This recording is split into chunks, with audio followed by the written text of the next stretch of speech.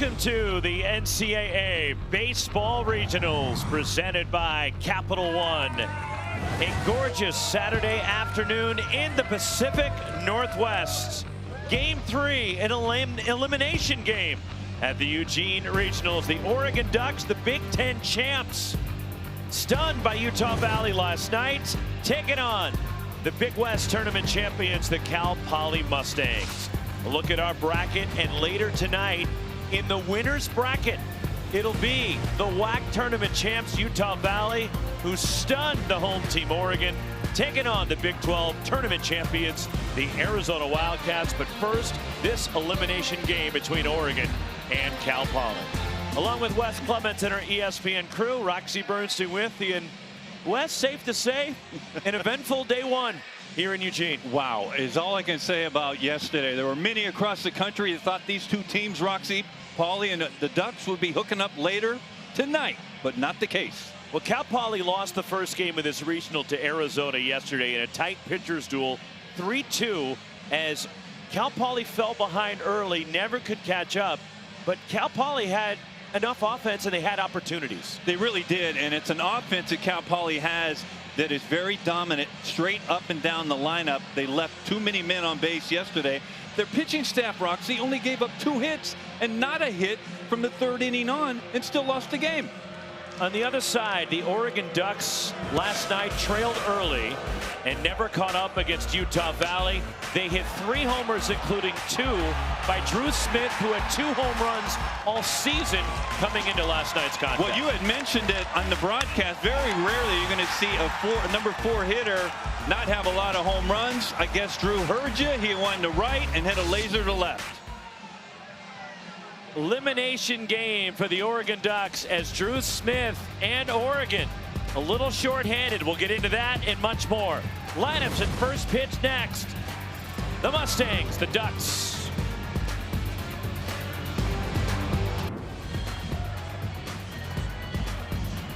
Gorgeous Saturday at PK Park. Elimination game. The Cal Poly Mustangs, the designated home team in this matchup, with the host of the Eugene Regional, the Oregon Ducks. Crowd still filtering in, but perfect baseball weather. And the lineup for Mark Wasikowski, the Big Ten Coach of the Year and the Big Ten champs, the Oregon Ducks.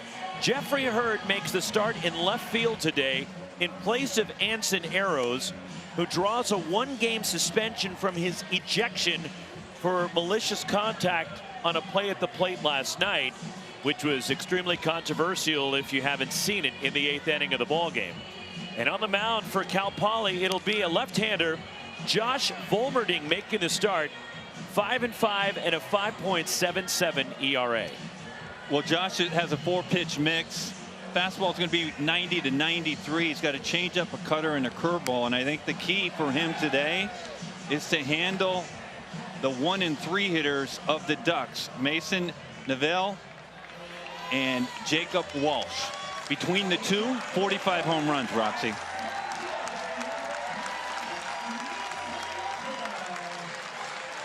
Ducks wearing the All Blacks on this Saturday afternoon. Very slight breeze blowing out towards center as we start this one. As a left-handed hitter, Mason Neville leads it off, the home run leader in college baseball.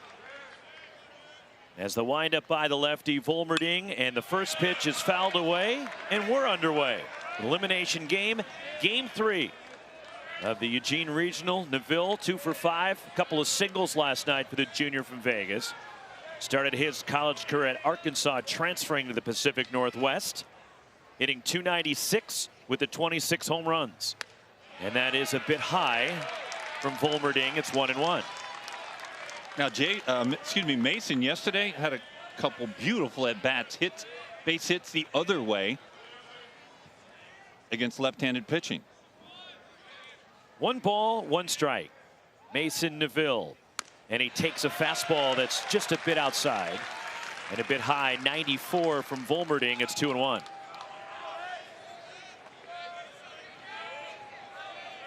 Shift on playing Neville to pull by the Cal Poly infield. And the 2-1 offering. And that's tipped into the glove of the catcher, Jack Collins 2-2. For me personally, Rox, I think it's very, very important that the Ducks start this game fast and get a lead. 2 balls, 2 strikes. Neville chasing a breaking ball. He's down on strikes, and that's how our ball game begins. Well, there's the. It's not a true 12-6 curveball, but it is its curveball. It's kind of a tweener between a slider and a curveball, but it's perfectly located on the outside part. That brings up Dominic Hellman, the DH for Oregon, batting second. Hellman, couple of hits, 2 for 5 last night. In fact, a 9-game hitting streak for Hellman, who has multi-hits in each of the last 4. And a powerful right-handed slugger. And he lifts this one to right over toward the line. Dylan Kordick for Cal Poly in the corner just inside the line. And in fair territory puts it away for out number 2. A little nonchalant on that fly ball, wasn't it? It almost looked like it had a chance to get behind him. 2 gone, and that'll bring up Jacob Walsh.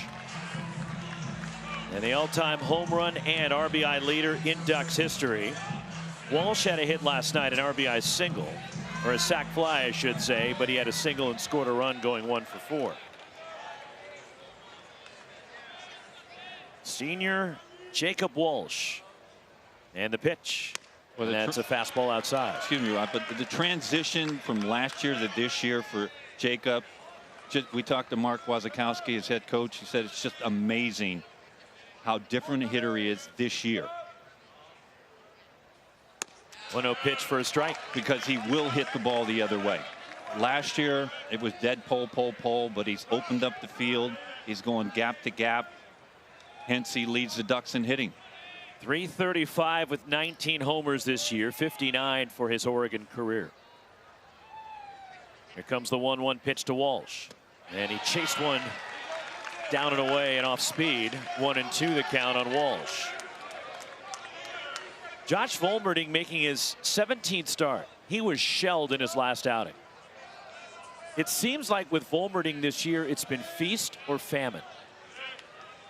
He's either been really good or he's really struggled. Up the ladder, strikes out Walsh at a 1-2-3 first. Volmerding, a couple of strikeouts. An impressive first for the Cal Poly left-hander. The Mustangs coming to bat, elimination game, Oregon and Cal Poly.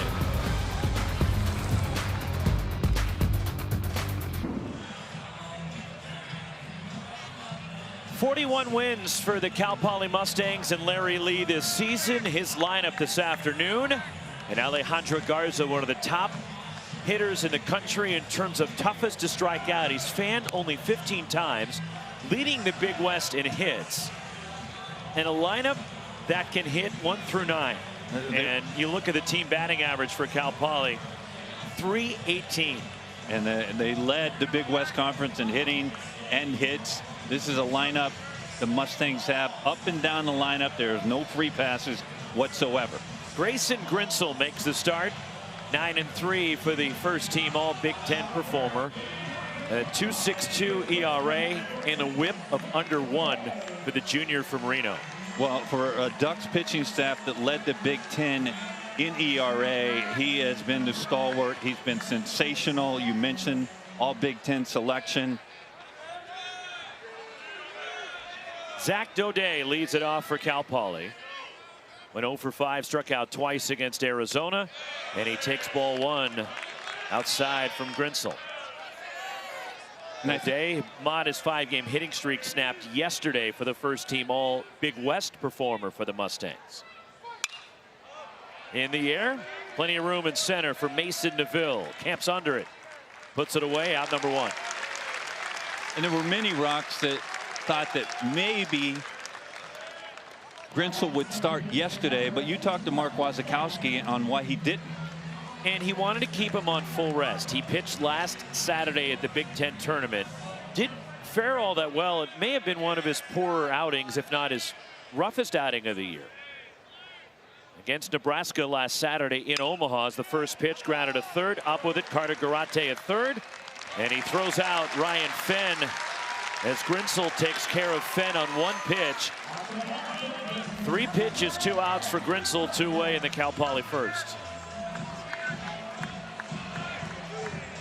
That'll bring up the third baseman, Alejandro Garza, hitting .357 with 6 homers. But Grinsell pitched just 4 innings against the Cornhuskers, giving up 6 runs, 4 earned, 8 hits in those 4 innings against Nebraska last Saturday, and today makes it a full turn. And a week off for Grinsell is a little bit different from the professional ranks where you expected to pitch every 4 or 5 days. You're new to college baseball. You take your turn every Friday, every Saturday, every Sunday if you're a weekend starter. The 1-0 to Garza, and Grinsell missing outside. It's 2-0. But in the postseason, as you know, Rocks, there are a lot of pitchers that are going to be in positions that they haven't been the entire year just because of the position you are in the regional. Here comes the 2-0 to Garza. That's popped up near the Oregon dugout. Jacob Walsh giving chase, and this lands out of play. And a lot of times you will see in a regional, if your Friday a host starter team feels they have a significant advantage going into their opening game, they may push back the regular #1 and go and save them, assuming they get to the winner's bracket game on Saturday for that matchup. That is not the case with Oregon. As Grinsell gets this fly ball to center, he is staying on turn, and that never entered the mind of Mark Wasikowski prior to this regional beginning. A 7-pitch first for Grayson Grinsell. Scoreless through 1 at PK Park.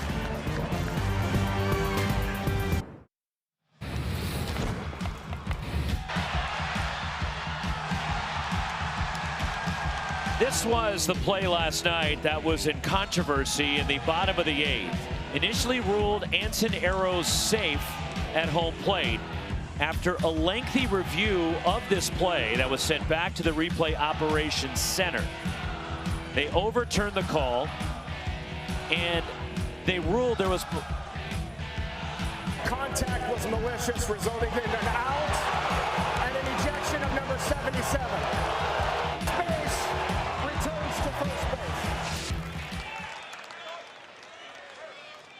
So that was the sequence last night, as Drew Smith leads off the second, a sinking liner to center, but charging in is Casey Murray Jr. to make the catch for Cal Poly.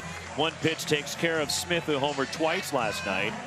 And there's 1 out. Jeffrey Hurd coming up. He is starting in place of Anson Arrows, who has to serve a 1-game suspension for being thrown out of the game last night for the malicious contact at home plate.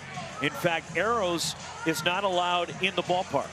So he is watching the game with his family, basically on the other side of Autzen Stadium, the football stadium, which is beyond first base, in the football complex over there. And as you would imagine, the Oregon faithful trying to send their message to the NCAA about what they feel about Anson Arrows' suspension last night. Well, the catcher for Utah Valley was Mason Strong. So there were 2 things that the review were trying to determine. Did Mason Strong block the path of Arrows to get to the plate? Was there obstruction? Then the other was there malicious contact by Arrows? And we froze it there to show you, viewers, of where Mason Strong's left leg was with no possession of the baseball. Senior Jeffrey Hurd, a transfer from Sacramento State, and he fouls this pitch away as Hurd making his first start in over a month for Oregon. And it's 2-2 on Hurd, hitting .271. And here is the obstruction rule. The defensive player cannot block a base without clear possession of the ball, which Mason Strong did not have. Now he's attempting to grab the throw from Jimmy DeAnda, the left fielder for Utah Valley. Hurd lines it the other way, right at the left fielder Dante Bikini. 2 gone in the Oregon second. So it was clear to us that Mason Strong did not have possession of the ball where we froze it, with his left leg clearly blocking the path of Arrows to get to the plate. So we thought that was something, in our opinion, that was very obvious. The collision that you're talking about where Arrows gets thrown out. Maddox Maloney climbs in, the shortstop for Oregon, 2 outs in the second. 310 with 15 homers for Maloney. He looks at a strike. Part of that rule is any contact above the waist. Okay, that is deemed malicious, or can be, but it's also up for interpretation. And that rule and all decisions last night were made by the command center in Pittsburgh. 1 strike pitch in the air. Shallow right center going out. That's the second baseman drifting with it, and on the Oregon logo in shallow right center, Ryan Fenn makes the grab. A quick 1-2-3 inning. 6 up, 6 down for Josh Volberding of Cal Poly. To the home second we go. I'm really proud of the way Anson Arrows went into home plate, the way he did. I was taught to play hard. I was taught to get after it when I you know, by my dad and my coaches growing up. And unfortunately, playing hard was not rewarded tonight by whatever rule was supposedly violated by a player that was playing hard. That was the reaction from Oregon coach Mark Wasikowski post-game to the question asked about that sequence in the 8th inning. And first off, I got to commend Coach Waz, because I thought he handled that tremendously last night. Grayson Grinsell starts the second with a called strike to Casey Murray Jr. 303 for Murray. 8 homers, 43 batted in for the Cal Poly center fielders. Murray had a couple of doubles yesterday and has a 16-game hitting streak going. Grinsell's 1 strike pitch inside, but coaches could complain, they could dwell on it. He didn't. He tried to take the positive approach because he knows this is a double elimination format and a quick turnaround for the Oregon Ducks. And he had to be careful because he couldn't argue too much. Because if he did, and that's a great changeup there, but if he did, it's a possibility that he could have been suspended for this game on the field, right?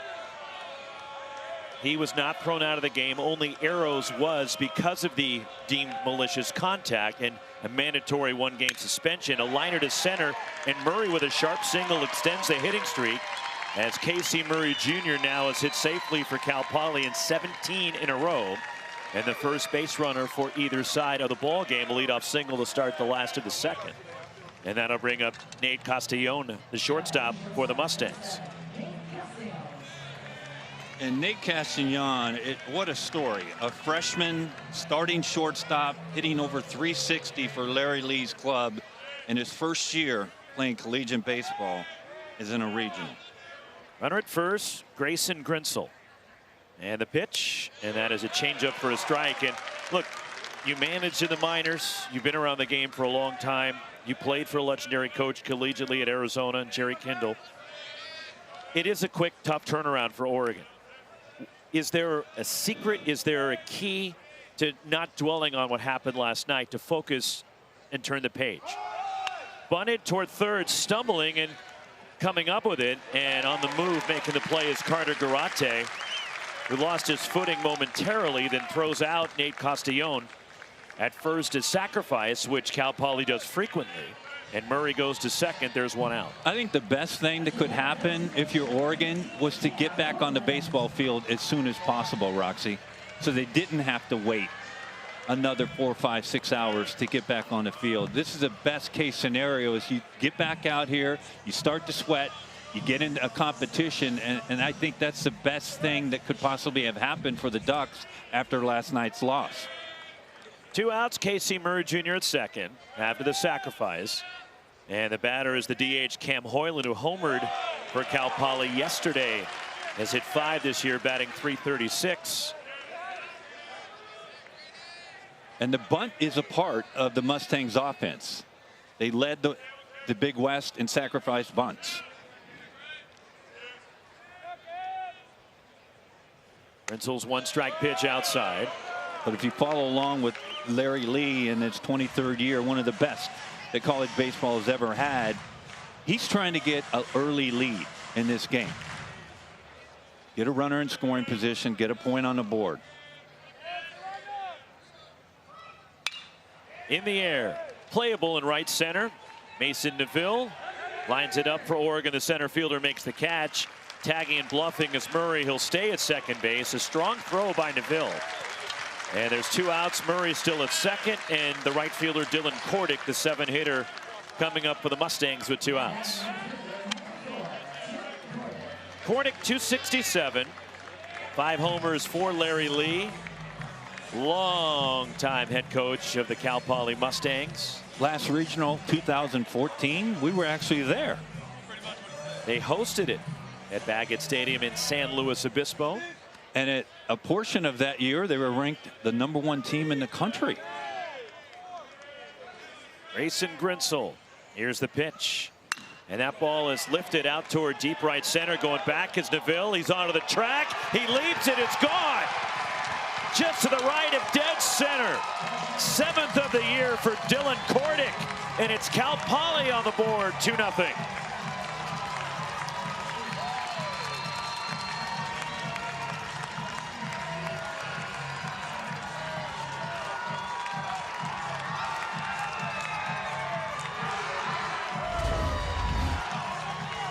Well, this Mustang offense hunts a lot of first pitches, and this is a fastball middle. And you can see the flag.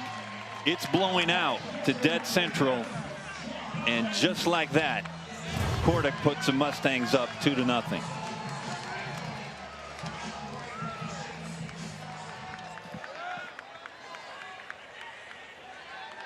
Jack Collins, the catcher, looks at a strike. Temperature in the low to mid 70s with about a 10 to 15 mile-an-hour breeze blowing out. Here for game 1 on this Saturday. This elimination game. Fooled him there. It's 0-2 on Collins, who leads Cal Poly in homers and RBIs. The catcher hitting .286, 13 homers, 59 batted in, but is struggling here the last month or so. Got him. Off speed. Scooped up by the freshman catcher Berkeley Mabius. And he throws out. Collins to complete the strikeout. The first for Grinsell. 2-run blast. Dylan Kordick puts the Mustangs up 2-0.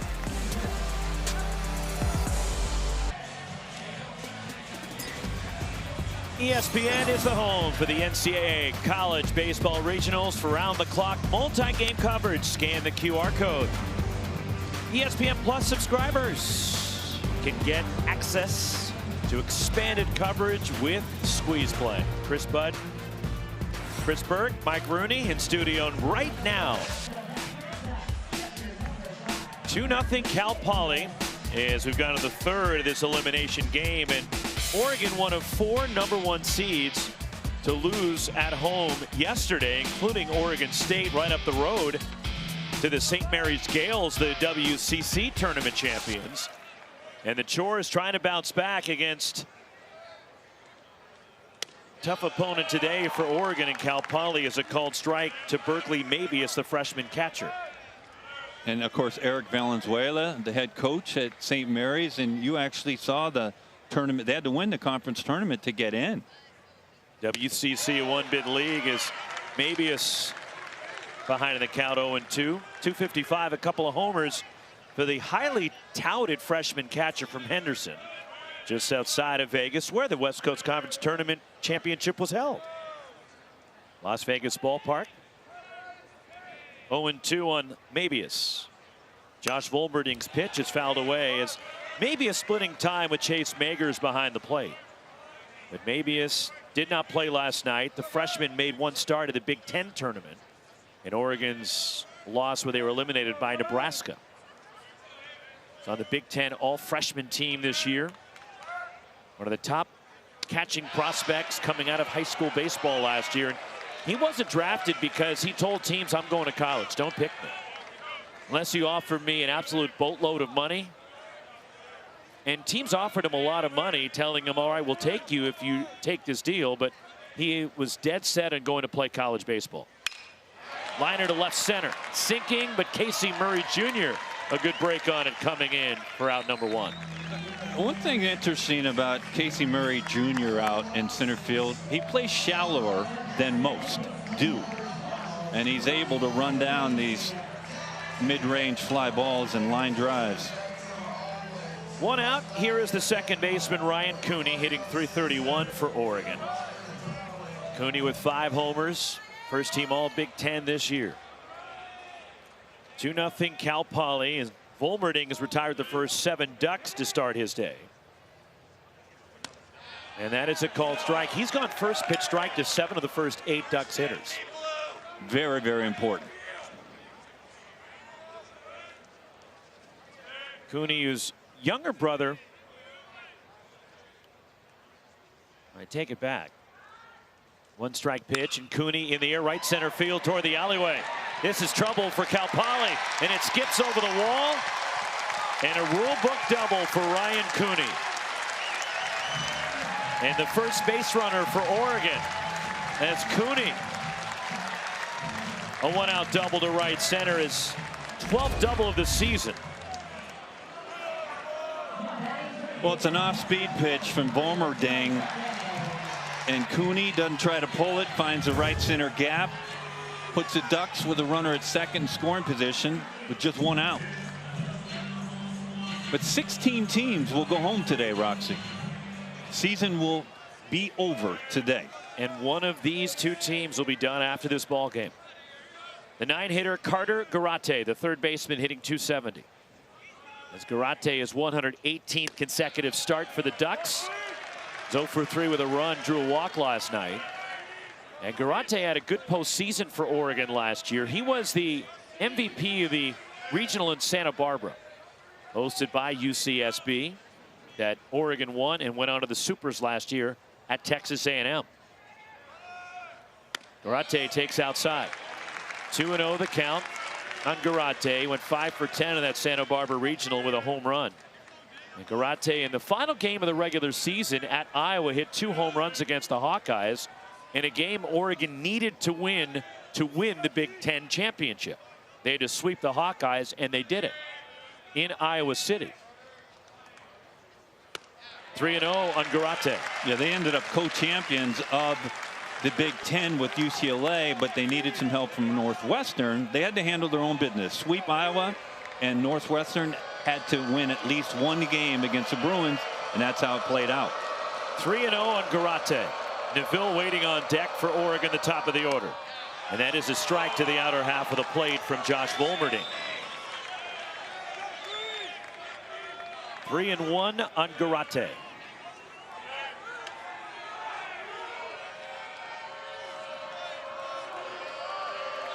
Josh Volmerding. The 3-1. And Garate fouls it back, and the count is run full on the Ducks' third baseman here. And that's Volmerding's best fastball of the day so far, up to 93 in on the hands. Oregon last night went just 1 for 7 with runners in scoring position. They did hit 3 home runs in the ballgame. 2 by Drew Smith. Ansoneros hit the other. And that's way outside as Garate earns the walk. 2 on, 1 out. And here comes the nation's home run leader, Mason Neville. And Duck fans would tell you Mason is due, wouldn't they, Rox? He was struggling going into the game last night, as Neville was just 1 for his previous 14 and 2 for his last 25. He did have 2 hits last night, a couple of singles, and 19 of his 26 home runs have come here in Eugene. Cooney at second, Garate at first. Threat for Oregon, down 2-0 in the third. The pitch. And that's a strike to the outer half, and I don't think Neville thought it was a strike. No, he didn't. What's fascinating to me about Neville is that over 65% of his hits this year, Roxy, have been for extra base hits. It's just absurd.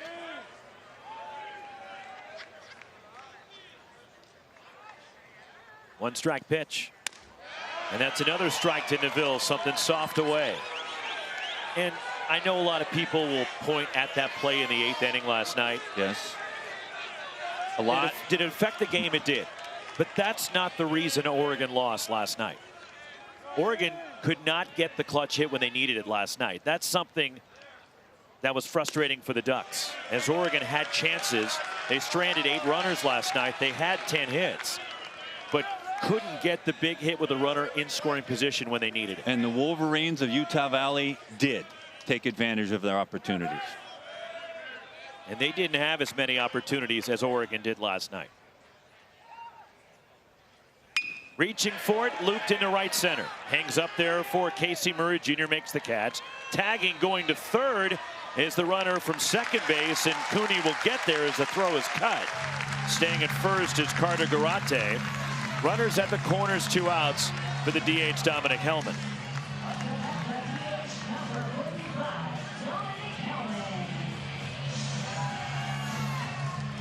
As Hellman steps into the box, we talked to Mark Wasikowski, and what he tell us, he's never seen in his career somebody that has this much power, and the power that Hellman has.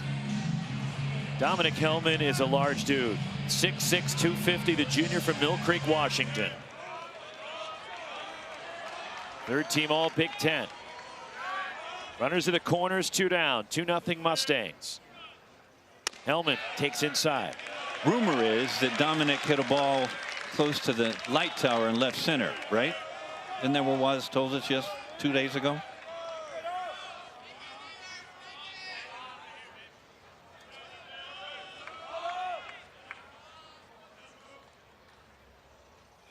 Line into left, and it drops for a hit. Oregon is on the board.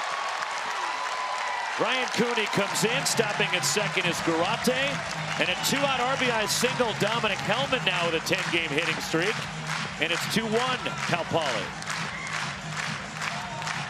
And this is here part of that strength that you referenced with Hellman.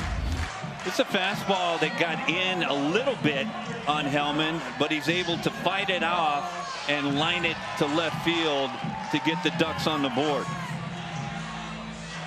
2-out RBI single, and those are always huge, driving in a run with 2 outs and a hit. Here is Jacob Walsh, who struck out in the first. Volmerding, and it misses inside and a bit high.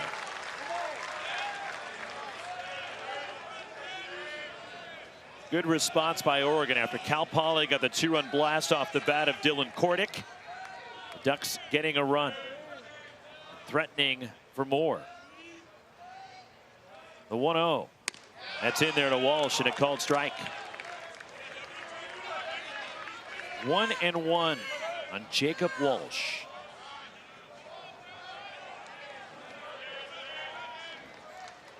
Sunsplash Saturday afternoon in Eugene.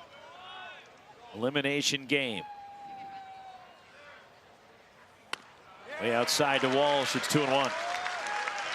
Well, I think a big part for Volmerding today, Roxy, is going to, if he is successful, his ability to throw off-speed pitches behind in the count against this powerful Oregon Duck lineup. 5 guys in this lineup for the Ducks have double-digit home runs. Walsh lifts this one behind third and out of play. And the count even now, 2 balls, 2 strikes with 2 down and 2 on for Oregon. And that was a 2-1 changeup.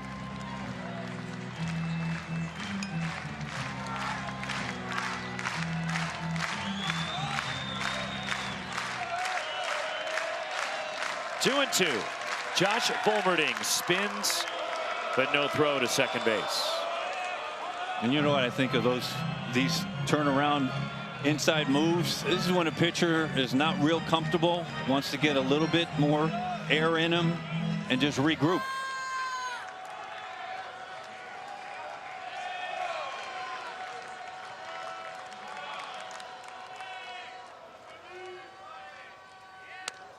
Just off the outside as Volmerding started walking toward the third base dugout. He thought it was strike 3. And plate umpire Alex Ziegler today said nope, didn't get any part of the plate. Runners will go. Full count, 2 down. Strike 3 called to Walsh on the outside edge. Caught him looking. Second time that Volmerding has struck out Walsh, and 3 strikeouts for the Cal Poly lefty. Big fastball, 2-strike fastball in the outside part. keeps the lead with the Mustangs.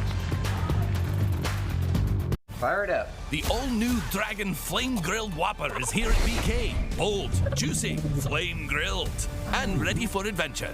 Experience a new kind of flame at Burger King. How to Train Your Dragon, coming to theaters June 13th. Jeff, you good? Yeah, 1 sec. Listen up, Jeff has a sore back, and it's the Rec League semifinal. Let's get our man back in the game. We got the ice, and we got the hot.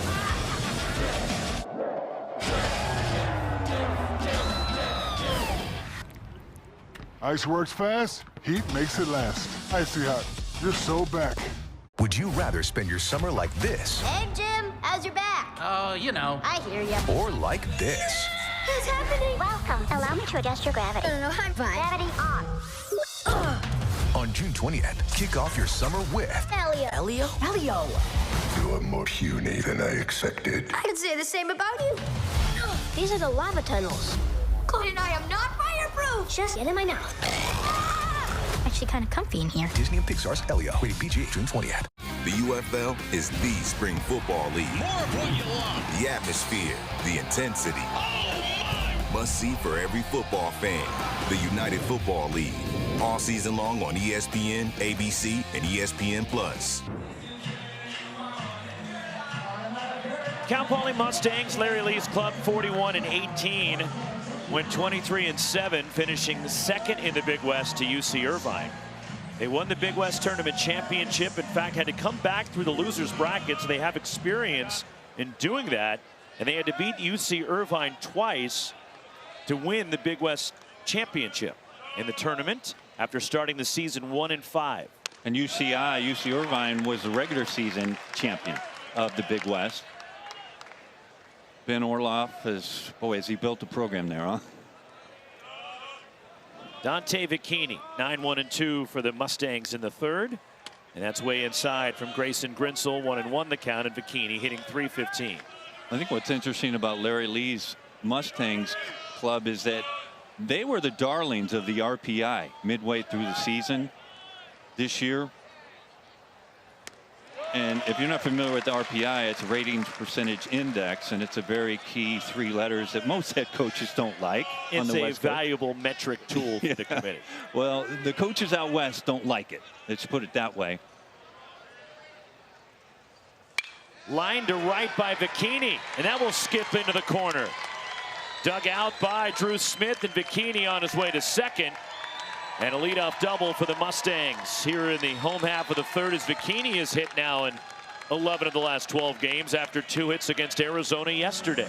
Vicchini has been a jewel in the postseason, in the Big West tournament. He's been in the 9-hole, but effectively, for me, Rux, he's no different than a leadoff hitter. And he's been so productive in the 9-hole. And it's a perfect example. Leads off with a double. Mustangs have a runner second and no outs. And you can bet that Larry Lee is going to try to get Daudet to get him over to third with less than 2 outs. Top of the order, Zach Daudet. Corners playing up a bit for Oregon. Daudet not squaring and takes the fastball from Grayson Grinsell for a strike. And you mentioned the corners, Walsh and Garate up, although Walsh has kind of moved back, but Garate is in on the grass, or I should say carpet, turf, whatever you want to call it. Now squaring bunted toward the mound. Grinsell spins, gets the out at first. On the sacrifice, Vicchini goes to third. And that's exactly why when you play a Larry Lee team, Larry Lee is going to use all the fundamentals that he's learned in his career to score runs. And that includes bunting. We talked about them leading the Big West with the most sacrificed bunts. And his goal in this inning with the leadoff double at second base, nobody out, is to try to get 1 run in this inning.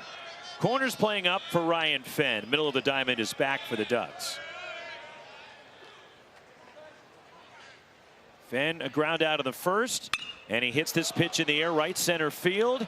Roaming over the right fielder, Smith makes the catch, tagging at third. Vicchini breaks for the plate, and a sacrifice fly as Ryan Fenn delivers a run with the fly ball to right. 3-1 Mustangs. Just textbook offense, textbook baseball. Get them over, get them in. Get him on. Get him over. Get him in.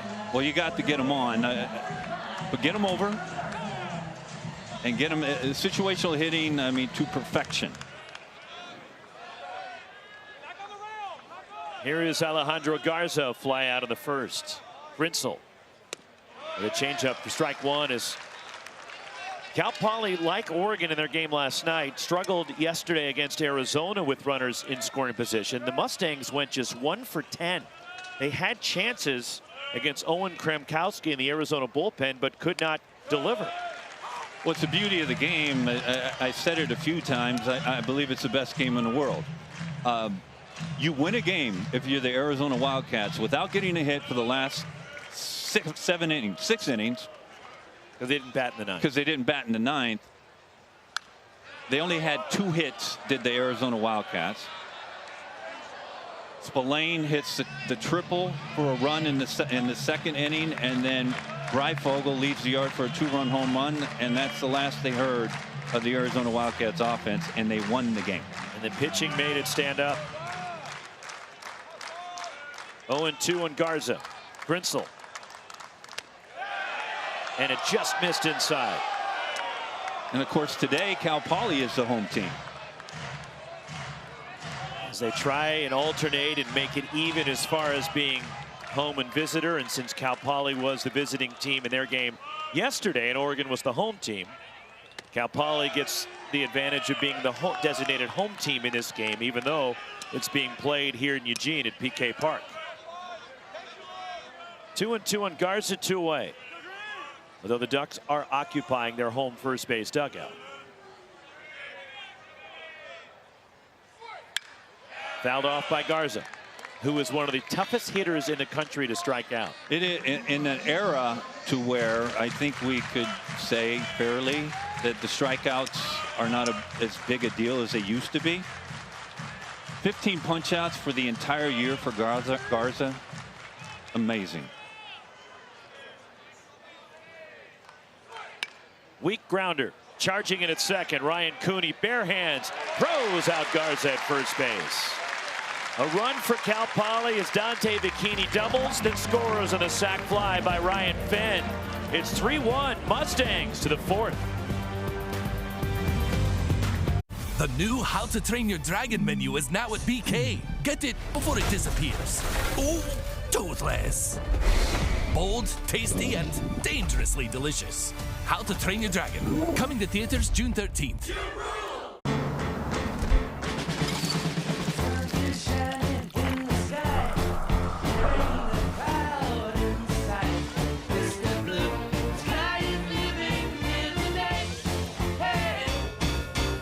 Have you ever looked up at the stars and wondered, is there life on other planets? On June 20th. This is the most beautiful place I've ever seen. This is the bathroom. We are not This is awesome! alone. Are you gonna eat me? What? Ew. What kind of alien are you? Disney and Pixar's Elio, rated PG. There is one goal: to get to Omaha. And the heat has been turned all the way up. That's one way to get the party started. Every pitch, every swing, every play matters. Is this the year they reach the promised land?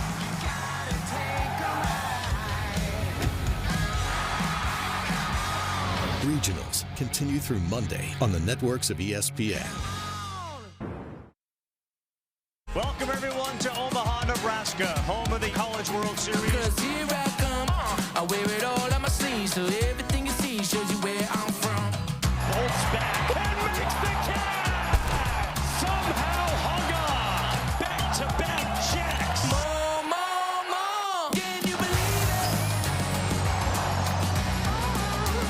On to the 4th, on the road to Omaha. Game 3 of the Eugene Regional. The Duck on hand. And a sun-splashed Saturday afternoon at PK Park. Little third of the order for Oregon in the 4th. Drew Smith, Jeffrey Hurd, Maddox Maloney against Josh Volmerding. First pitch in the air. Shallow right. Dylan Cordick, who homered for Cal Poly, makes the grab. One pitch takes care of Drew Smith. That'll bring up Jeffrey Hurd for the Ducks. Game track as Cal Poly with the 2-run blast from Cordick in the second, the sac fly from Ryan Fenn in the third, and Josh Volmerding on the mound. He's worked 3 1/3 innings now by getting the first out here in the fourth. Jeffrey Hurd, who is starting in place of Anson Arrows today, with Arrows serving a mandatory 1-game suspension. And a strike to Hurd. I started to talk about Larry Lee's Mustangs RPI. They were the darlings. At one time this year, they were number 16 in the RPI, and they were helped out because they went on the road early in the year to play a Texas A&M team that at the time was ranked number 1 in the country. And they lost 2 out of 3, but that one win is huge. They played UCLA 3 times. They didn't win a game there. But again, because UCLA's success the entire year helped the RPI, and then they also played Oregon State at home. The 1-1. Bending out of the way is Hurd of a fastball that buzzes the tower. And it's 2-1 on Hurd, who's making his first start since April 14th. It's been a month and a half about since Hurd started a game. That was a midweek non-conference game against Georgetown after Oregon played Maryland back in the DC area. 3-1 on Hurd. Speaking of Oregon State, they lost 2-4 last night, which is the first time in history of Oregon State baseball that they've ever lost game 1, with the 2019 of hosting. 3-1.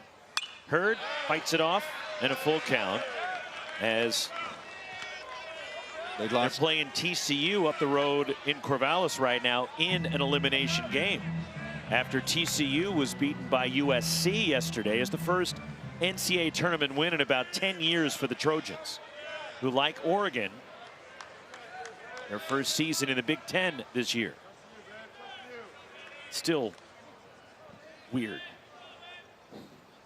3-2. Hurd hits it sharply off the glove.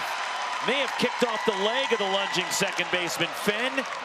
And on in center field is Casey Murray Jr. That was a rocket, a one-hopper off the bat of Hurd.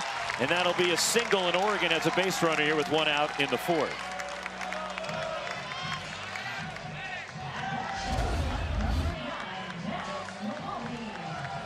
Well, it's a fastball middle, and Hurd doesn't miss it. We'll get a look at Finn on the backside. Tries to do the slide. Yeah, that got his leg in the process. It did. That'll bring up Maddox Maloney for Oregon. 1 out, a runner at first, a pop out for Maloney in the second. And it's interesting, of the 4 teams that were in the Pac-12, as a fly ball out toward right center field that'll stay in the yard as Dylan Cordick over to make the catch and Hurd back to first. That move from the Pac-12 to the Big Ten, USC, UCLA, Oregon, and Washington. 3 of the 4 teams making the NCAA tournament. They did. And then, of course, Nebraska got in the tournament because they won the Big Ten Conference tournament by beating the UCLA Bruins. Otherwise, it would have been a Pac-12. Berkeley Mabius, former Pac-12 runner at first, 2 down. And ducking out of the way is Mabius. It's ball 1, and there still is a Pac-12. It's on a hiatus right now, essentially. And it will reform in a completely different look than we're used to after next academic year. So for 26-27, it'll be the return of the Conference of Champions. Fouled off by Mabius. Well, it is interesting how much change there is. It seems annually. I mean, would it surprise you 3-4 years down the road if the original Pac-12 came back? Nothing will surprise me anymore. Wow. Hurd at first, 2 outs, 1-1 on the freshman catcher Mabius. Fouled back. I mean, this year, you think about Stanford and Cal are in the ACC, just like the bingo card said, right? There's the duck. How hot do you think it is in that suit? It gets hot. Day like today when it's in the 70s.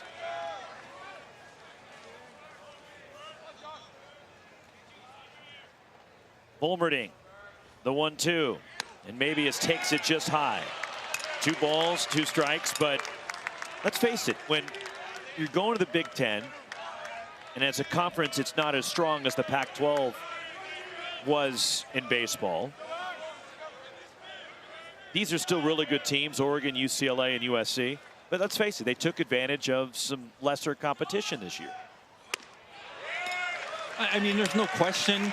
I think inherently the Big Ten is going to embrace it because it should make the conference, the baseball conference, much better. Because you got to get better to keep up. Full count, 2 outs. Jeffrey Hurd at first will take off on the pitch. And now time is called.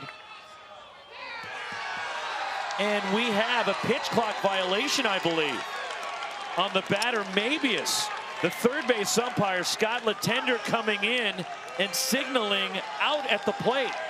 The batter is out to retire the side. The Ducks are gone in the 4th. 1 hit, 1 left. We go to the last of the 4th inning. It's 3-1 Mustangs in an interesting end to the top half of the 4th, but it's been interesting all weekend so far. The new How to Train Your Dragon menu is now at BK. Get it before it disappears. Oh, toothless. Bold, tasty, and dangerously delicious. How to Train Your Dragon. Coming to theaters June 13th. Where are all the animals, Dad? Don't know, kiddo. Just not our day. It's a rare thing when someone you've been with for so long finds a way to surprise you. It's like discovering E-Trade's easy-to-use platform now comes with expert insights from Morgan Stanley to help you navigate the markets. Mom can speak walrus?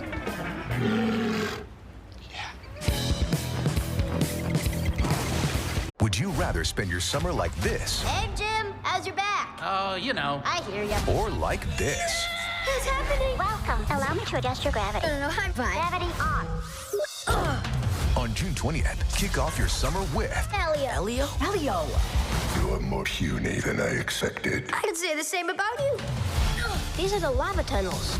Cody and I am not fireproof. Just get in my mouth. Actually kind of comfy in here. Disney and Pixar's Elio, rated PG, June 20th. The Women's College World Series heats up in OKC as softball's elite compete for their ticket to the championship series. The Women's College World Series continues through June 6th on the networks of ESPN. 3-1 Cal Poly as we go to the bottom of the 4th. Middle third of the order for the Mustangs. Casey Murray Jr., Nate Castellón, Cam Hoyland against Grayson Grinsell. And here is the rules on the pitch clock violation. And if the hitter is not ready for play with 8 seconds or by 8 seconds remaining on the pitch clock, it is an automatic strike. And the catcher for Oregon, Berkeley Mabius, was called out on strikes for a violation of the pitch clock. And Casey Murray Jr. takes ball 1. He singled and scored in the 2nd. And stepping out of the box after you're in the box, that would qualify as a violation. Murray, bouncer left side, and that's through. And Casey Murray Jr. is 2 for 2. Hit number 4 for the Mustangs and a leadoff base runner in the 4th for Cal Poly. And Murray has been on a tear during this 17-game hitting streak that was extended already in this game. He has seen his average jump from 272. And Murray now is up to 308 with 2 hits in this game. Just been tremendous in this regional, in the Big West Conference tournament as well. Showing bunt, pulling the bat back.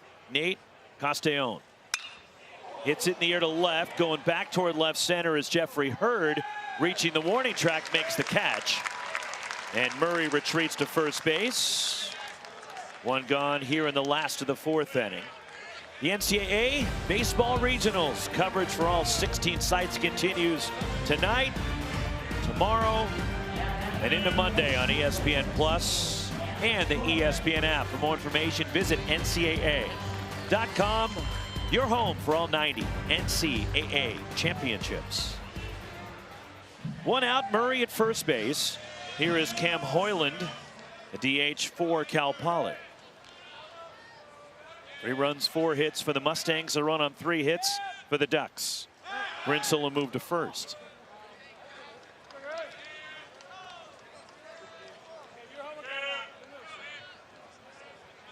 Winners bracket game coming your way tonight here from PK Park. 9 Eastern, 6 Pacific. Utah Valley and Arizona. And the Wolverines will be the designated home team. They were the visiting team against Oregon last night. And Arizona was the home team against the Mustangs. What a job the Wolverines head coach Nate Rasmussen has done, huh? First year as the head coach at UVU. And struggling the last few weeks heading into the WAC tournament, but sweeping through their conference tournament to get the automatic bid. And the WAC is going to be a 1-bid league. And they knew that going in. And they found a way to get it done and get here and stunned Oregon last night. All they know is they're 5-0 in the postseason. Went 4-0 down in Arizona. And held on for dear life against Oregon last night. The 2-0. The other way, that's pushing toward the corner and foul off the bat of Cam Hoyland. Although there was about, what was it, Roxy? 8 seconds? 7-8 seconds that it took on that review, and there was a lot of people that weren't breathing very well last night.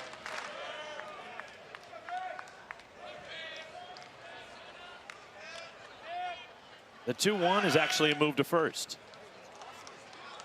Yeah, the lengthy review, though, here in the controversial one in the 8th inning last night lasted over 7 minutes. And just to reinforce, the umpires took a lot of the abuse from the fans last night with the frustration, and certainly Mark Wasikowski was ticked off at the verdict as it's fouled off by Cam Hoyland. But the on-field umpires are taken out of the equation. They made their on-field ruling last night, and their on-field ruling was safe at the plate. It was an umpire-initiated review, not a challenge from Utah Valley. Got him. Good breaking ball from Grinsell in his second strikeout. And there's 2 away here in the last of the 4th. With Murray at first, Dylan Kordick who homered in the second coming up. Excuse me, Ross, but it's not like you would see in the NFL or in the NBA where they might go under the hood, and we've all seen that where they can, the on-field officials will take a look at it and determine. The crew here last night had its headsets. They're completely out of the process once it's handed to the replay operations center. Casey Murray Jr. dives back. They made their ruling on the field, and they called Ancinero safe at the plate. Nate Rasmussen came out. He said something to the umpires, but he was out there checking on his catcher to see if Mason Strong was okay after getting knocked over by arrows.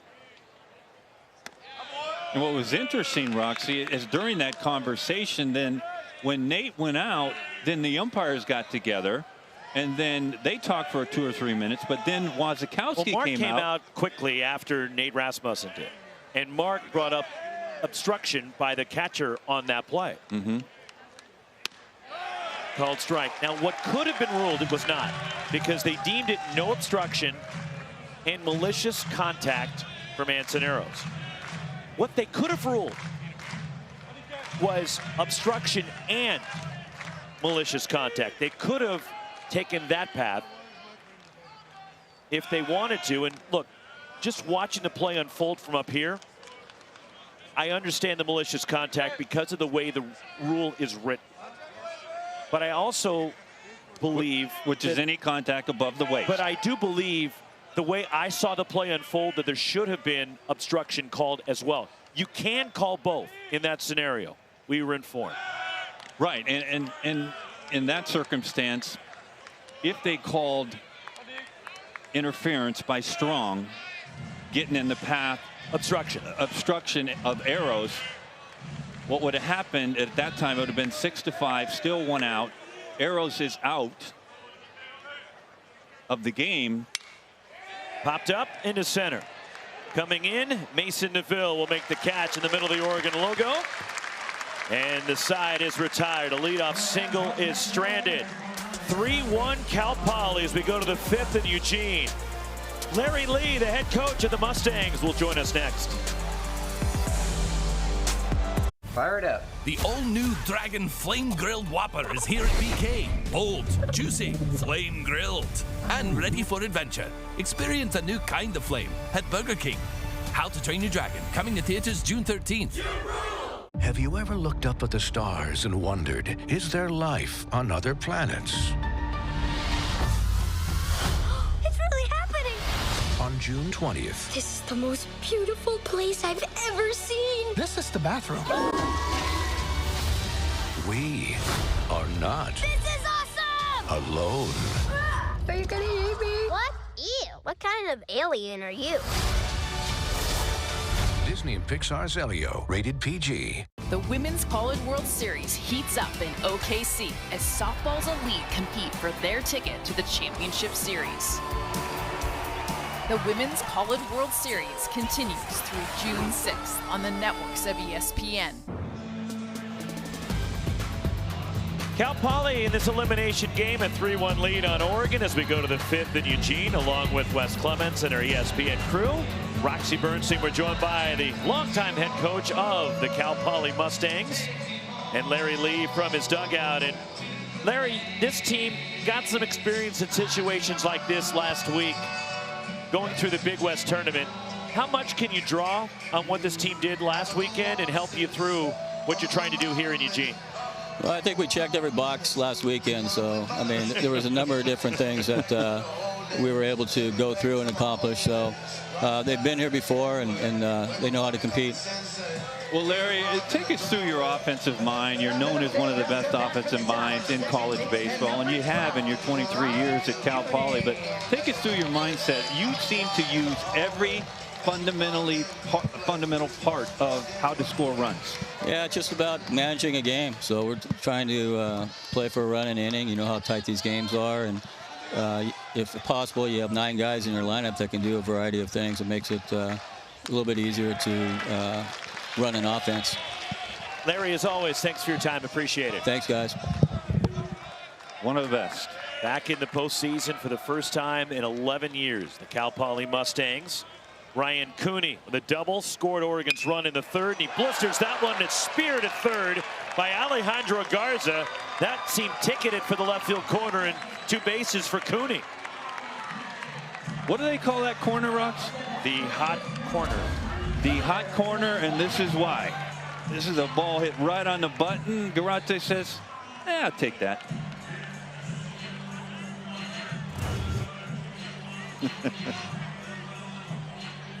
One out. Here is Carter Garate for Oregon. Walked in the 3rd inning. The Ducks, 3rd baseman.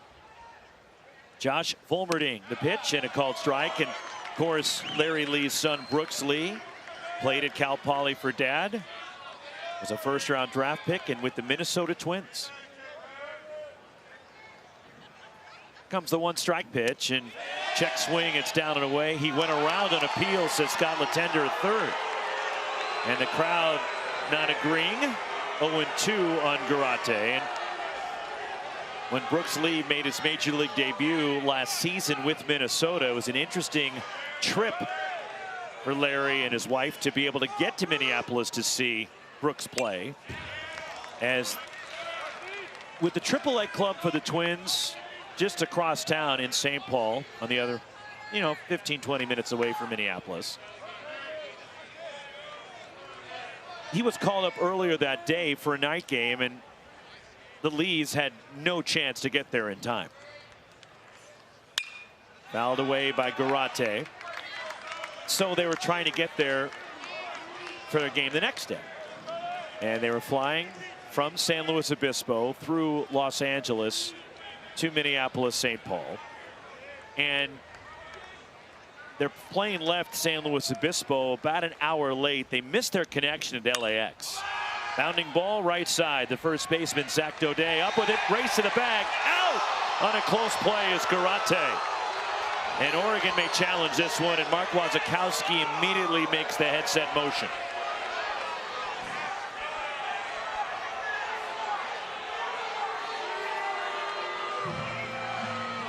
Ruling on the field was out. We'll see if this is an umpire or an Oregon-initiated challenge. Oregon is challenging the call of out at first base. The previous play is under review. So it is one of the two challenges at the disposal for Mark Wasikowski, challenging the ruling at first base of the out call. Well, the challenge for Volmerding, the pitcher on the mound, as he falls off to the third base side, and there we get a look. It's bang bang right here. You know, that is close. Wow. I don't see enough to overturn it. I don't know, Rox. I think you might see Garate's foot get to the bag a hair before Volmerding, right there. Although it needs to be obvious. And Garate does a great job hitting the front part of the bag right there. And the ruling on the field by our first base umpire, Jason Benson, was out. And for me, on reviews, for me, it has to be an obvious overturn. It has to be obvious that they missed it. The rule they're supposed to go by, that there has to be conclusive evidence to change the call. Now we see, you see Volmerding's top of his foot up, and Garate's toe is on the bag right now. So we could see this overturn. And they have the capability to blow things up as far as the looking at the monitor and slow it down. And it appears we have a verdict.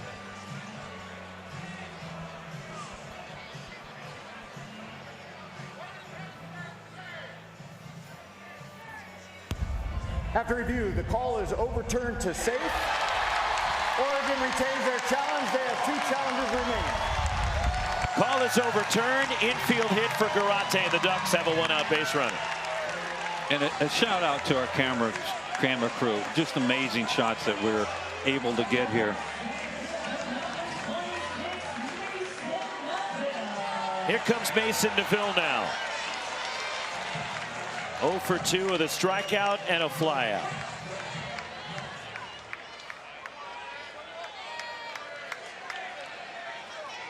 Garate, the runner at first base. Overshift on by Cal Poly on the infield.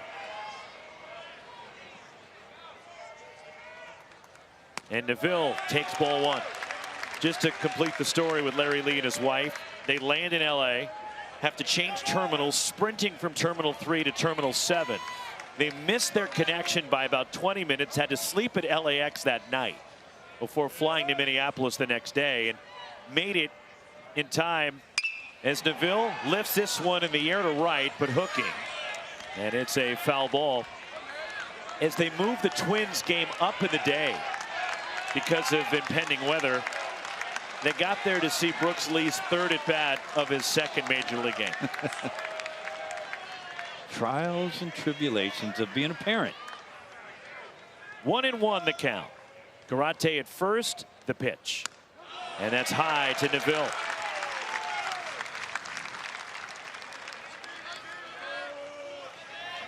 Big spot in this game. The nation's home run leader, Mason DeVille.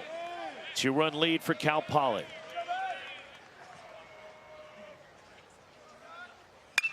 Hooked. Deep. Foul. Seeing some fans walk into the ballpark here a little bit late, and all of a sudden they had a surprise. A baseball bounce right in front of them, near the gates beyond the wall, right field, in that corner down there. Oh, look what I found. A baseball just sailed by.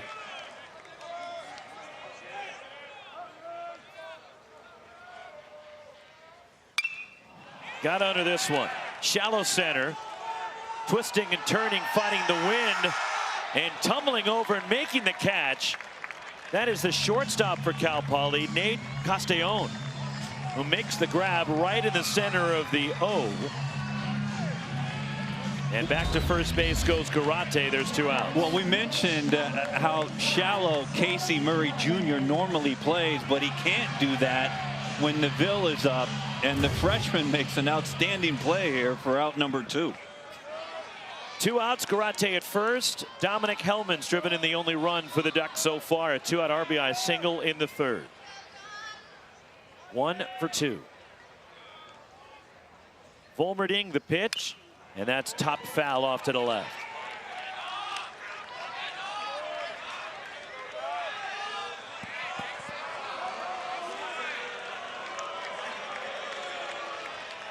Oh, and 1 on Hellman.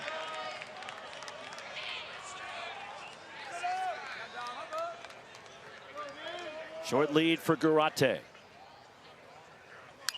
Fouled straight back. A mighty cut from Hellman. Well, Volmerding had no intention of throwing his fastball down the middle. He threw it exactly where he wanted to throw it, which is up in the zone. 0-2 on Hellman with 2 away.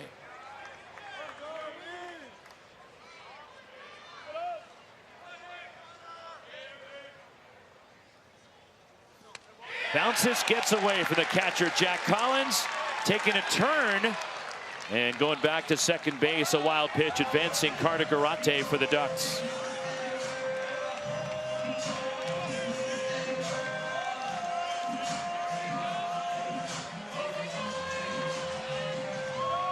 A big 90 feet. Now Oregon with a runner in scoring position.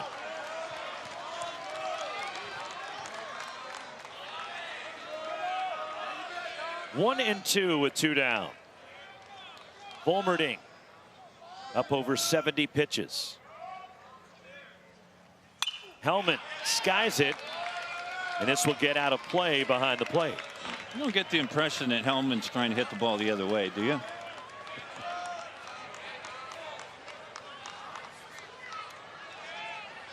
He's trying to hit it about 900 feet.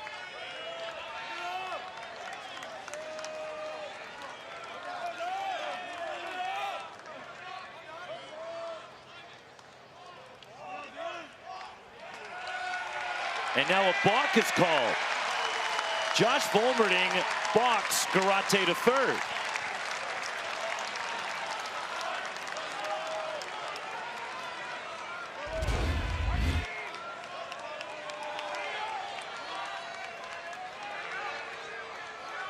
That little flinch right there. That little movement with his left hand coming up.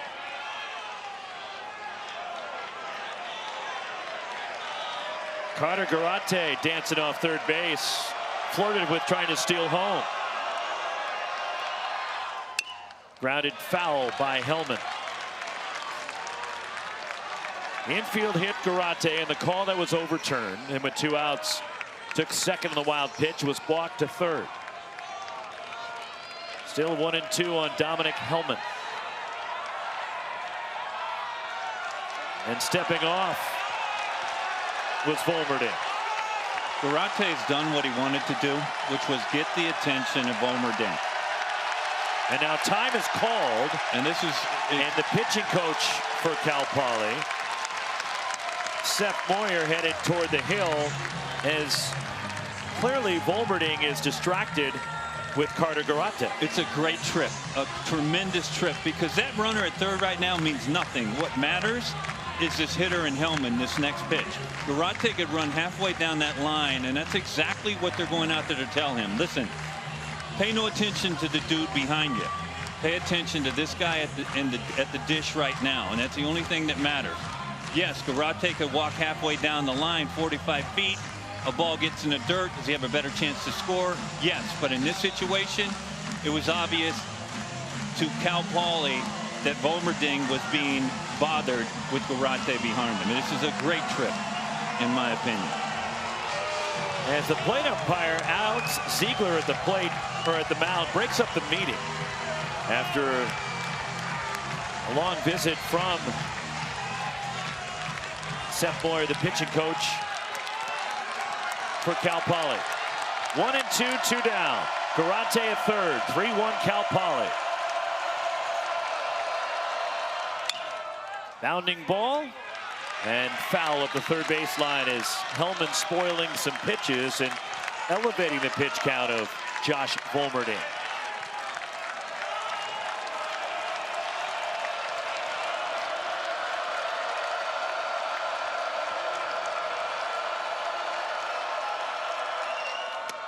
Inside. Well, you can see what they're trying to do. They're trying to cramp, go in on Hellman. If you throw a fastball for a strike middle away, that's when Hellman might lose it. Just missed from Volmerding. Or did it? Well, we know one thing, the Duck fans got into this game.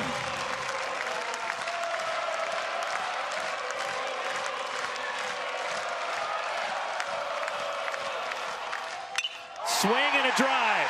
Deep left field. Going. Tie game.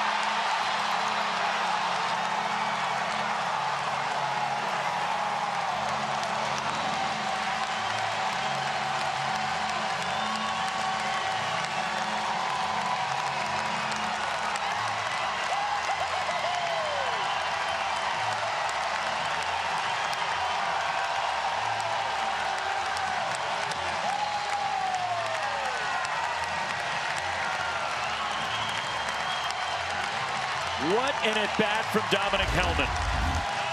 Well, he battled and battled, and Volmerding threw him soft, soft, soft, and here's the cutter, and it's middle and up, and Hellman says, you're not going to catch that baseball. This game's tied. No doubter, the 13th for Hellman, who's driven in all three for the Ducks today. We are even with 2 outs. In the top of the 5th, Jacob Walsh has struck out twice, and he fouls it away. And it's energized, not just this PK Park partisan Oregon crowd, but you just get a sense looking in the Oregon dugout right now. They're bouncing around.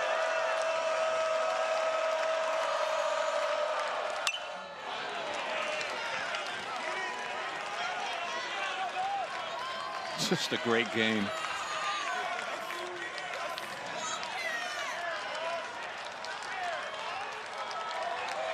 Oh, 0-2 the count on Walsh.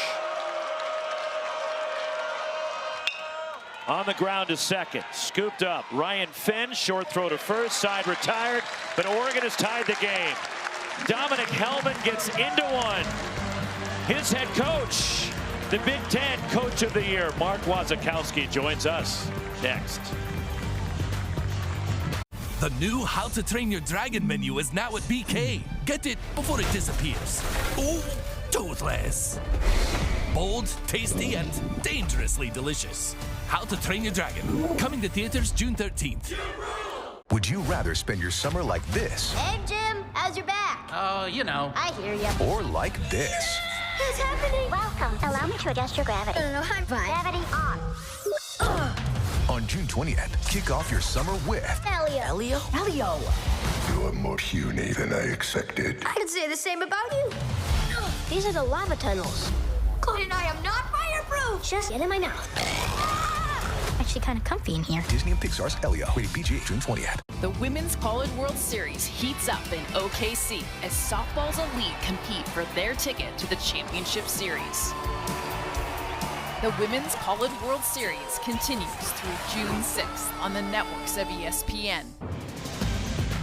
Tie ball game as we go to the bottom of the 5th as Oregon has climbed back courtesy of that drive off the bat of Dominic Hellman. 3-3 and the head coach of the Oregon Ducks, the Big Ten Coach of the Year, Mark Blaszczykowski, joining us. And boy, Waz, that was a terrific at bat. Hellman battled. Does that really sum up what your team is all about right there? Yeah, I think so. I mean, there's a lot of grit. You know, these guys care. They care a lot. It hasn't gone their way, and the challenge today has been get to today. You know, do something about it. And so that's been the challenge, and, you know, now we're tied up here going to the bottom of 5. Well, how important was it after last night's game to get back on the field at the yard really fast? We never left. We stayed here. That pretty much sums up a baseball coach this time of the year, Waz. Appreciate your time. Thank you. Yeah, go Ducks. See you guys. And not only do they stay here, but I got to imagine, Wes, they didn't get much sleep either. Grayson Grinsell delivers ball 1. 8-9-1 for Cal Poly here in the home 5th. Jack Collins leading it off. I didn't get a lot of sleep. I slept fine. 1-0 pitch. And out in front is Collins, who struck out in the second. And again, it wasn't just that one call that certainly drew the ire of the Oregon fan base. There was a number of opportunities that Oregon had last night. Grounded to third, sliding stop. Spinning around like he was on a lazy Susan over there. Wow. Carter Garate makes the play, 1 out. Garate, he's doing it all today. Of course, the key play of the last inning prior to Hellman's play was the overturn when Garate was hustling down to hit the front part of that bag. But this play here by Garate is like, no, don't hit it to me. You're going to be out. 1 away for Dante Bikini, doubled and scored in the 3rd, the 9-hitter for the Mustangs.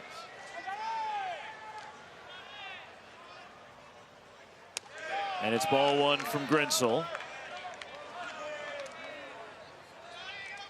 Jason Wrights, who made the start for Oregon last night, struck out a career best 14. And it was just that one inning that was the trouble for him. He set down Utah Valley in every other inning but when he was chased into 7th. 1, 2, 3. But in the 3rd inning last night, Utah Valley got the clutch hits, sent 8 to the plate, scored 4 to take a 4-0 lead.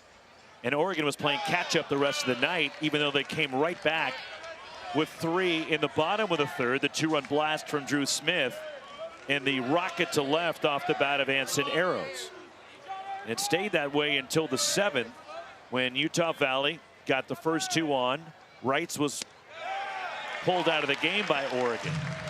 And Jimmy DeAnda, who drove in 3 for Utah Valley last night, had a huge 2-run single that made it 6-3 before Oregon got single runs in the 8th and 9th and had the winning run at the plate as this ball laced out toward left center field, and it skips up over the wall and an opposite field double for Dante Bikini, who's got a couple of doubles, 2 for 2 today for the 9-hitter for Cal Poly. Boy, Bikini has just been on fire. We talked about it in the Big West tournament and then here at this regional.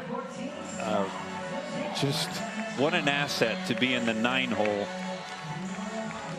He has flipped this Mustang lineup over so many times getting on base. He is 4 for 6 in this regional now. And he has hit in 10 of the last 11, multi-hits in 8 of the last now 12 games. Swing and a miss by Zach Daudet, who's 0 for 1 with the sacrifice. Doesn't matter who this Mustang offense faces on the mound. It seems like they always have traffic on the bases. And Grayson Grinsell is one of the best pitchers in America. Foul back, 0-2 on Daudet. And I know I was mentioning earlier that you and I were both kind of in agreement about that call in the 8th inning last night, that they could have called obstruction and the malicious contact, which again was available at the review process. Hit on the ground sharply at third and a short hop, looking him back. Carter Garate, terrific play at third base. 2 gone. Garate is putting on a clinic today at third base. And here's one more look at it. This was a difficult play. It was, but you catch a baseball with your feet, and right off the bat, you see his feet get to the right position, throws a strike over to Walsh for a big second out. And if you're asking, well, how can you call that? And both sides kind of get the benefit, but it is available in the review process if they wanted to go down that road. It's similar what you see, for example, in the NHL, right? A guy's going in, he gets tripped, and he embellishes going down to sell the call as he flails madly as he falls to the ice. And you've seen it in the NHL as in the dirt, or what would be the dirt. It's blocked by Mabius for ball one. You'll get the 2-minute tripping call, but also an embellishment, unsportsmanlike minor penalty, and it's matching penalties essentially. What could have been the call at the plate last night, but it wasn't. Ryan Fenn with a sac fly. He's 0 for 1. 2 outs, runner at second, and Grinsell misses low. It's ball 2. I think it's fair to say, of all the result of that review that could have happened, what we got was the most shocking.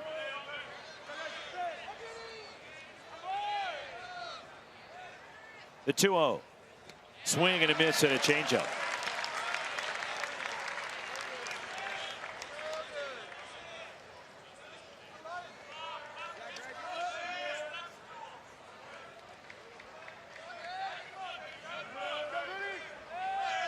Two and 1 on Fenn. Now 3 and 1, looming on deck, Alejandro Garza for Cal Poly.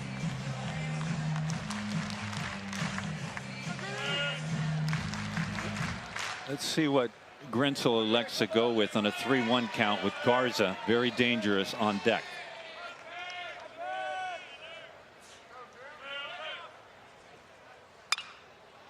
Wide of third. Count is run full on Ryan Fenn. Went to the changeup. But we do know this Mustang offense, with 2 strikes, they buckle down and try to put the ball in play. They're not a team that strikes out a bunch. One of the best hitting teams in America, Cal Poly. Grinsell, a half-hearted move to second base. Top 10 in the country in hitting. Led the Big West in runs scored.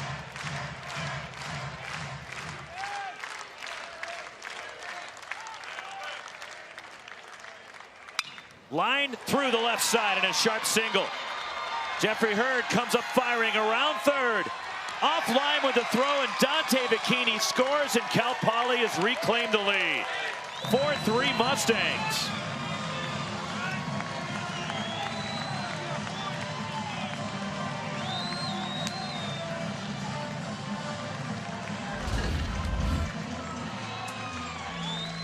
Well, Grinsell came back with an off-speed pitch, the same pitch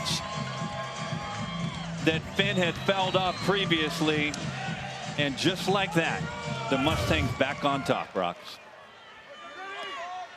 2 outs, Fenn at first. Here is Garza, who's 0 for 2. Runner was leaning as Fenn gets back to first base. Fenn, who leads Cal Poly with 14 steals this year. As a club, Cal Poly doesn't run all that much, but Fenn does. Ball 1.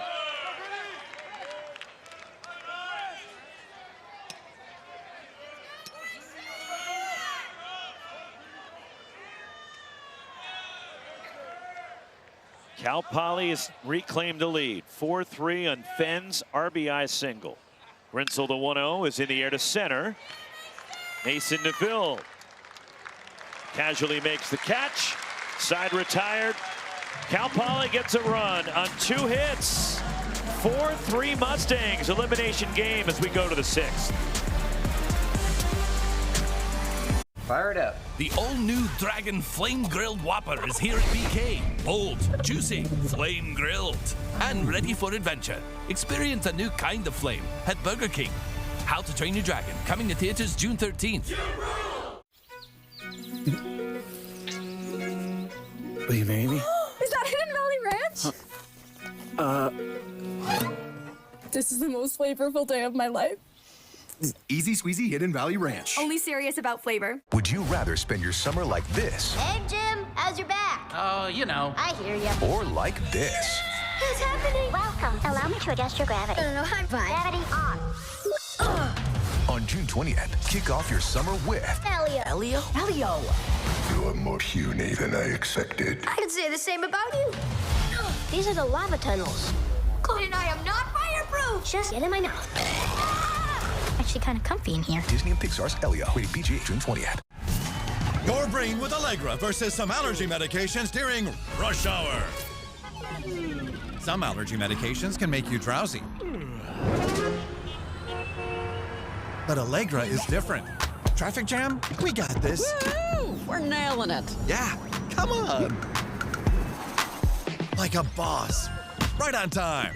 Allegra is fast 24-hour allergy relief with 0% brain interference, so you can use it even when you're driving. It's a no-brainer.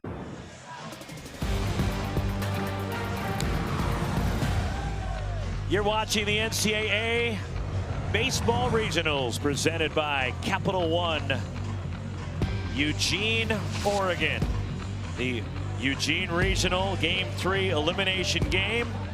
And Cal Poly a 4-3 lead on the Ducks. A winner's bracket matchup still to come later tonight.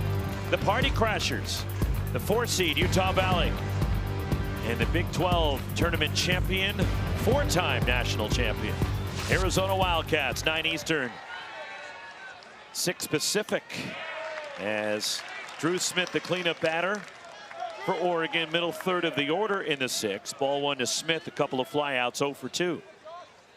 He homered twice last night.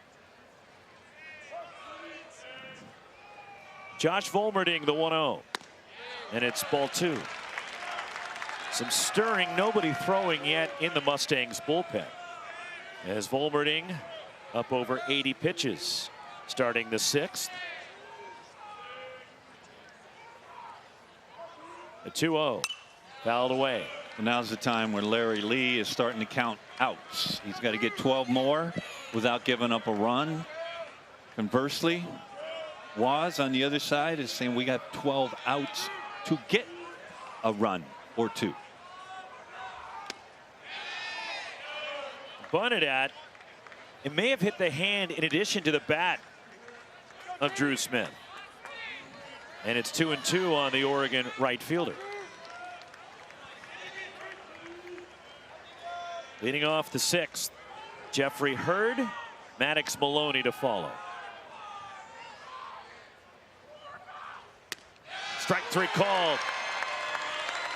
Backdoor breaking ball from Josh Volmerding. And the 5th strikeout for the Cal Poly lefty. There's 1 away. Well, they call it a curveball from Volmerding, but it plays more like a hard slider. And it just catches the outside part of the plate. Jeffrey Hurd singled in the 4th. He is 1 for 2.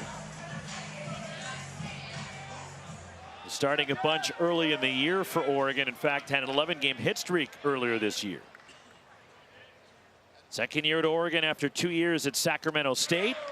And it's ball 1.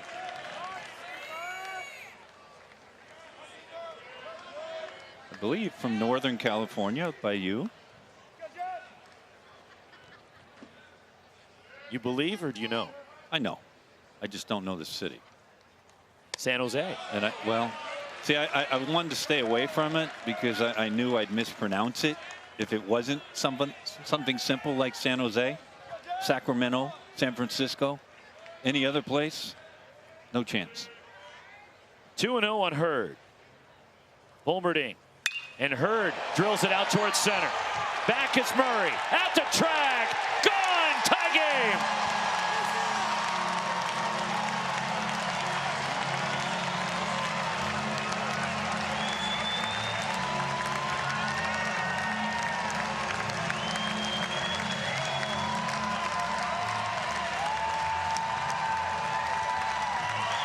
Number 4 for Jeffrey Hurd, who has 2 hits today.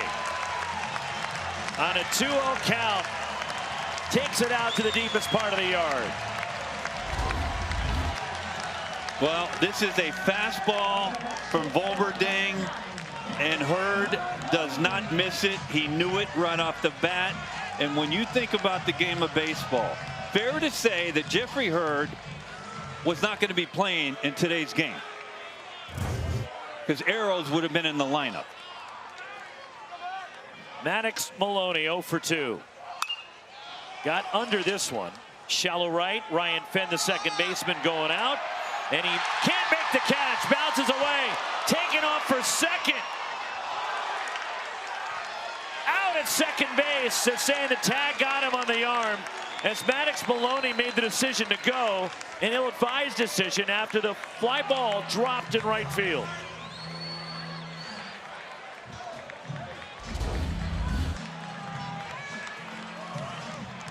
We'll get another look at this. And Finn is going out. Cordick's coming in. And to your point, Roxy, Maloney was uncertain what he was going to do, made the wrong decision, and a big out for the Mustangs. Mabius now 2 outs. And ball 1. It's ruled a single. And then Maloney is out on a 9-6. Right fielder shortstop put out at second base.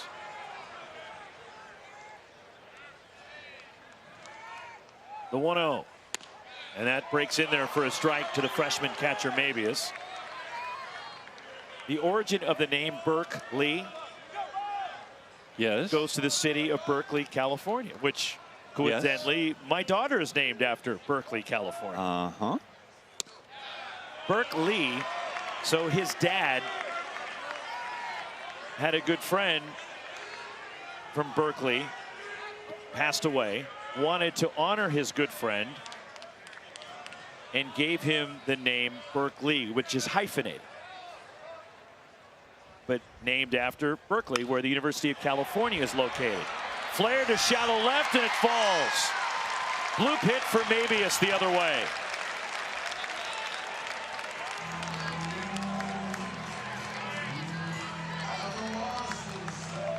And the 2-out base runner, as Mabius just served one out to left field. That's hit number 8 for Oregon.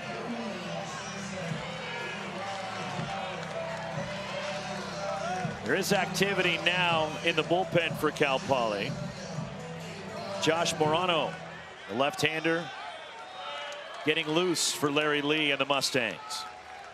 Ryan Cooney at the plate.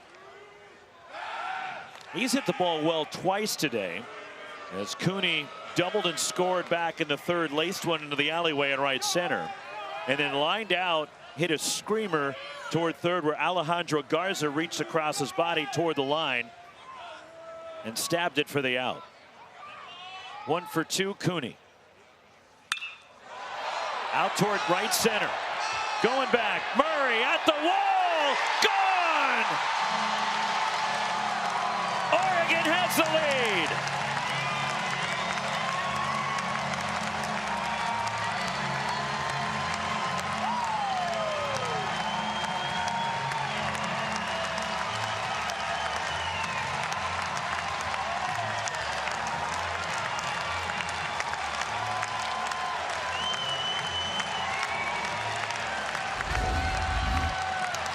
Well, it's another fastball from Vormerding, and Cooney, just like that, his 6th home run of the year, and the Ducks are on top. 3rd homer for Oregon today, 2 in this inning, and for the first time in this regional, Oregon has a lead. Well, how about the at-bat from Mabius before him? He just feathered that ball into left field, which sets up the 2-run dinger.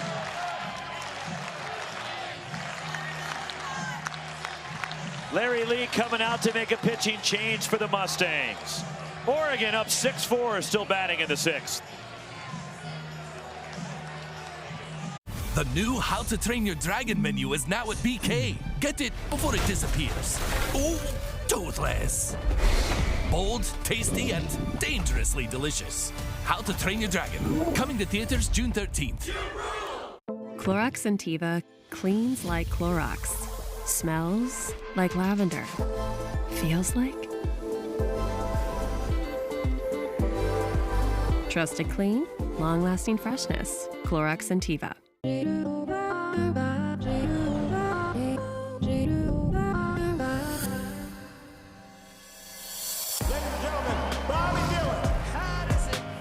When the monsters come, all you can do is scream. You were the last person to see the president alive. Did you kill him? They will never see us coming. Better? Yes, better.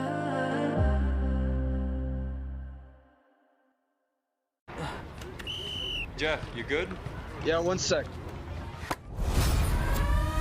Listen up. Jeff has a sore back, and it's the Rec League semifinal. Let's get our man back in the game. We got the ice, and we got the hot.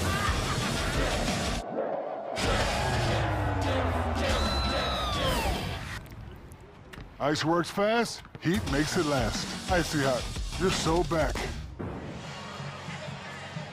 Josh Volmerning is done after 5 2/3 and was chased here in the 6th with a couple of long balls from the Oregon Ducks. All with 2 outs.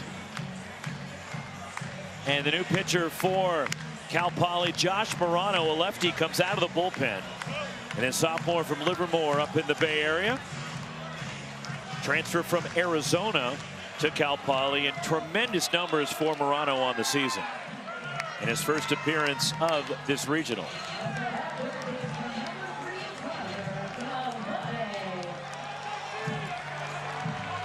(6-4) Ducks. Carter Garate with 2 outs and nobody on. Garate has walked in an infield hit, and he's scored a run today. 6-4 Oregon. Pitch. And Morano, top of the zone with a breaking ball for a strike. A 1-out solo homer by Hurd to tie the game. And then the blue pit by Maddox Maloney, but was thrown out trying to go to second. Followed by the blue pit to left by Mabius. And then a tie-breaking homer off the bat of Cooney.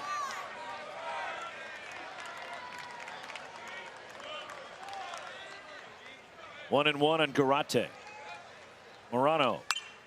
Fouled back is Morano.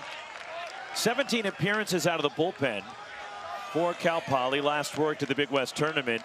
He went 6 1/3 scoreless out of the bullpen in a must-win game against Hawaii a week ago. Last Saturday against the Rainbow Warriors. Throwing 74 pitches, and he hits Garate with a breaking ball.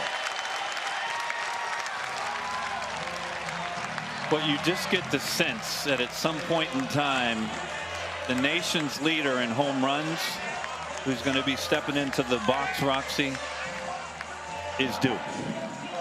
And Oregon has hit 3 of them today. Dominic Hellman, Jeffrey Hurd, Ryan Cooney. 2 outs, Garate aboard.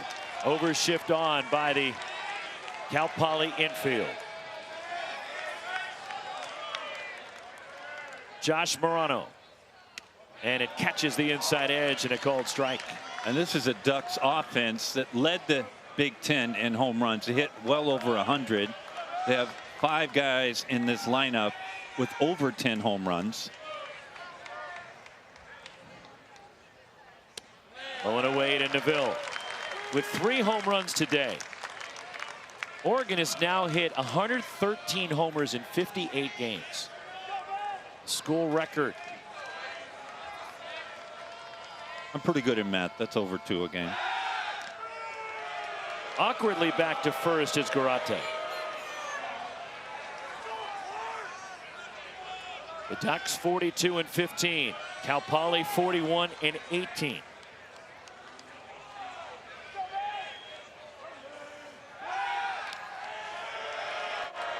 For me, This is Morano, not comfortable right now, understands the situation because Garate is not going anywhere with Neville at the dish.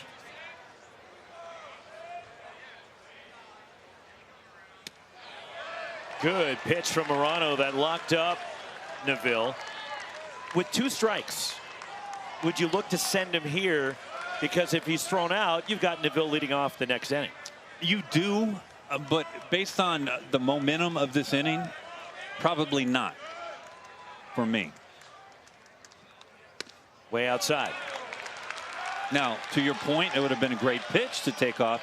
The problem, when you have a left-hander on the mound in Morano, you have to make sure that he goes to the dish. You're going to have to leave on first movement. 2-2. Morano. And Neville lays off down and away. Full count.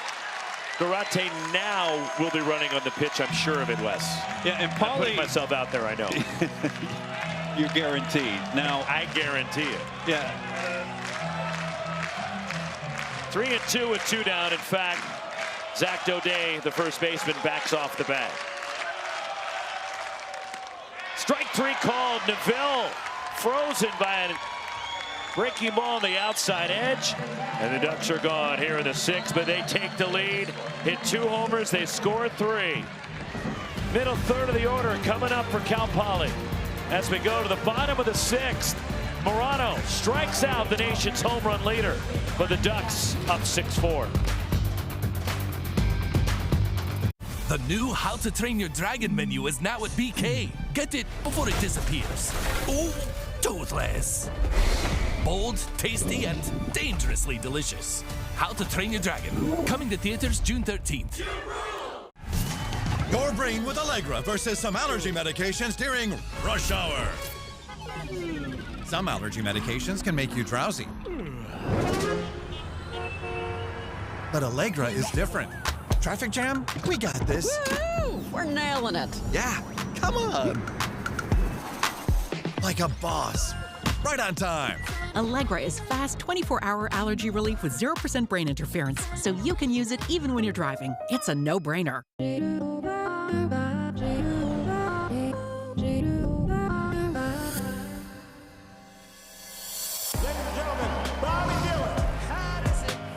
When the monsters come, all you can do is scream. You were the last person to see the president alive. Did you kill him? They will never see us coming. Better? Yes, better.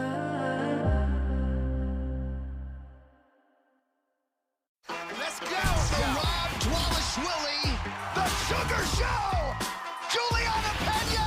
How are you going to beat me, Kayla? Kayla Harrison! I will be champion.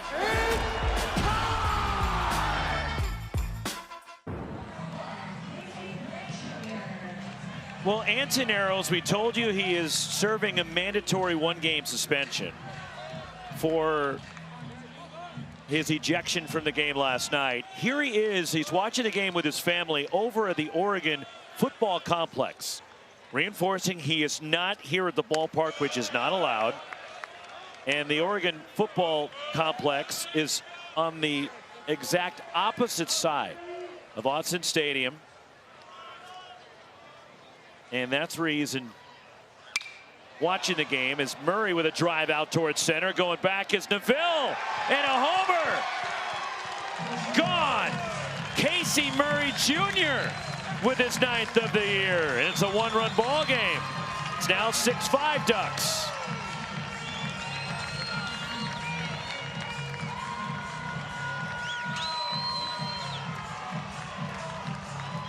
Cal Poly just sends a message every game they play. We're not going away. And this is right after, and it's off speed. And Murray Jr., who has been on fire in this regional, stays in fuego. Ground ball foul by Nate Castellón as the wind has picked up throughout the afternoon and is blowing dead out to center. Yeah, this.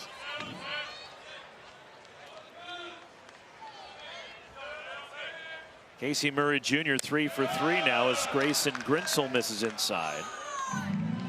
And it's 1-1. any ball that's elevated has a chance to go out of the yard right now with this wind. Just missed from Grinsell. And we know the ball carries here anyway. It's 390 to dead center here at PK Park. If you're playing golf right now, you're probably dropping up a club or down a club, depending on. Do you play golf much? Very poorly. You just kind of told everybody you don't play a lot of golf. Up a club, down a club. Well, so you'd be changing from, let's say, a 5-iron to a 6-iron. Yes. Because you have the wind at your back. Full count. But to get a ball out of this yard, which club would you use from home plate right now with the wind blowing out? If I'm going to center? Yes.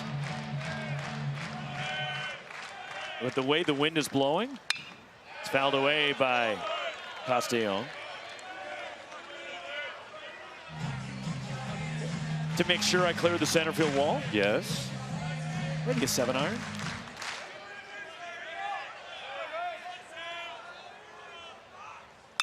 Grounded left side. Scooped up, Carter Karate. Cranks it across to first, out number 1. NCAA Baseball Regionals coverage for all 16 sites continues later tonight, tomorrow, and into Monday on ESPN Plus and the ESPN app. For more information, visit ncaa.com. Your home for all 90 NCAA championships.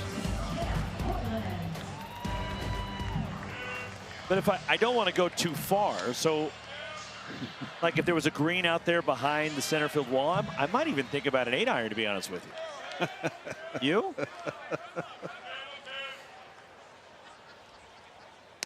Strike one from Grinsell. Well, 100 yards would be how many feet? 300 feet. 300 feet. Yeah. So now you got to add another 80 feet. So now into yards, you're about 27 more yards, right?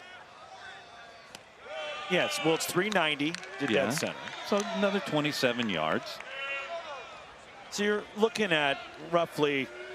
You're fascinated that I got that right yards. directly at 27. You really are. I can tell.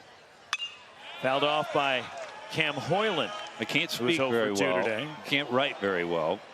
But Math and me got along very well. So it's about 120 yards. No. Well, okay, with the wind. Right. Okay. Yeah, looking at about 8-iron. Fouled the other way. I wouldn't tell that to anybody, but you just told it to the world that you hit an 8-iron 120 yards. No, I just want to have more control out and be safe. Just pull your driver out to make sure you get it over. 2-2 on Hoyland. One out, bottom of the 6th. Elimination game and nail biter, Cal Poly in Oregon. Half swing, tapper foul as Hoyland just does stay alive.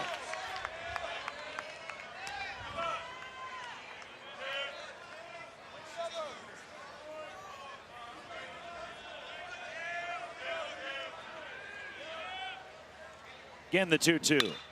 Chopper at second base on a high bounce, handled, and a short throw by Ryan Cooney to Jacob Walsh for the out. 2 away for Cal Poly.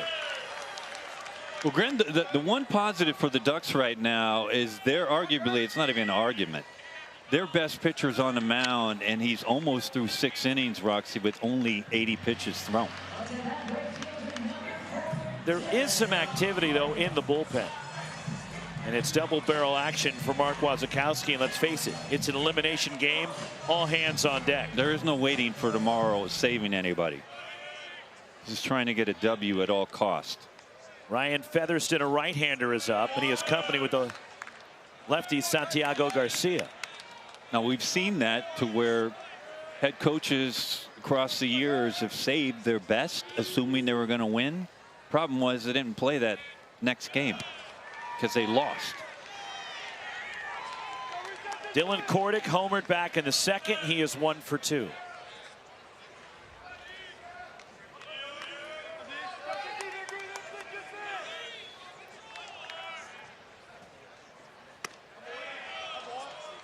3-0. This is dangerous time right here for Grinsell. You don't want to lose Kordic. As much as Jack Collins, who's on deck, has struggled, Jack Collins in a heartbeat can hit a ball a mile. He is the home run and RBI leader for the Mustangs. In the air toward left field. Jeffrey Hurd will have a play. Waiting for it to come down. Makes the catch, side retired. A homer from Casey Murray Jr. in a one-run game. Through 6, 2, 3, and 4 coming up for the Ducks in the 7th.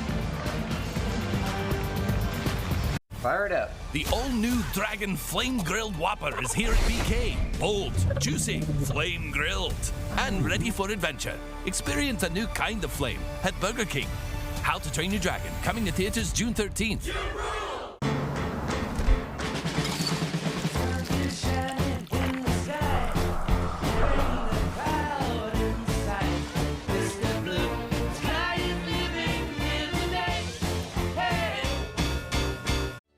When businesses thrive, so do our communities. My name is Oscar Zavaleta. I'm the principal for the Montes Group. I just knew that I wanted to be the person that made the decisions. Without Bank of America, the growth of our company would have been difficult. The way I look at it is Bank of America is one of my partners. Unlock new possibilities for your business and community. What would you like the power to do? Bank of America. Contact one of our local business specialists at bankofamerica.com/localbusiness.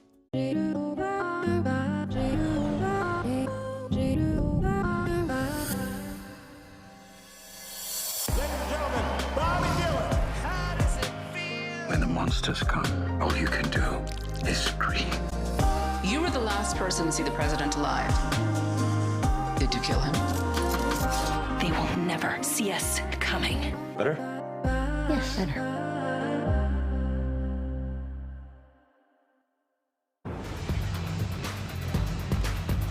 On to the 7th elimination game.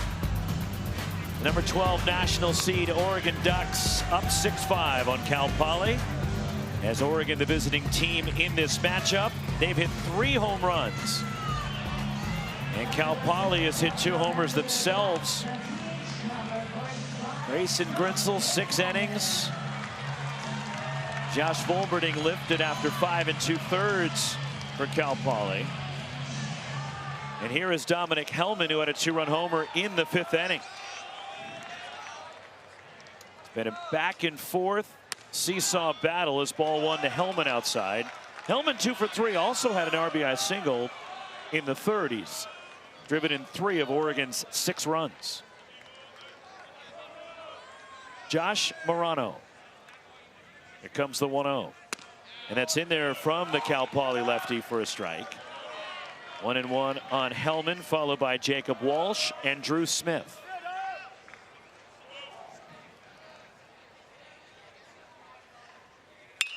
Reaching for it out to left center, and Hellman into the alleyway, cut off by Casey Murray Jr. Hellman stops at first, has a 3-hit ball game. 10th hit for Oregon. We talked about the strength of Hellman, and this is an off-speed pitch that he's fooled a little bit. He's able to keep his bat head in the strike zone enough, and because of his strength, he finds the gap out there. It's cut off. Cal Poly's playing as deep as they can when Hellman's up. Jacob Walsh 0 for 3. Runner at first. Morano. And it's a strike to Walsh. The wind has died down a bit now to center. It's actually pushing out toward right center at this juncture. And Walsh lays off. Now Poly's elected to play their first baseman Dode behind Hellman, and for good cause. With Walsh up, Hellman only has 1 bag the entire year.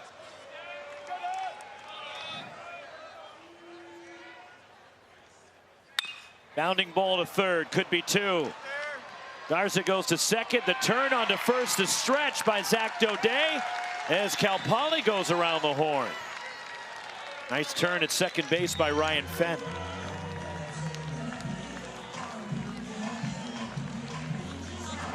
It's exactly what Larry Lee would want in that situation after the leadoff single by Hellman. This is an off-speed. Walsh is fooled a little bit, but Garza to Finn to Dode, and just like that, a couple outs. Drew Smith 0 for 3.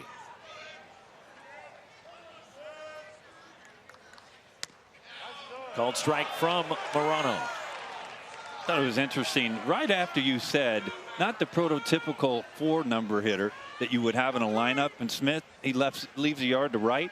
Next at bat, to left, he leaves the yard. Now he shows bunt. This is just beautiful. Just beautiful.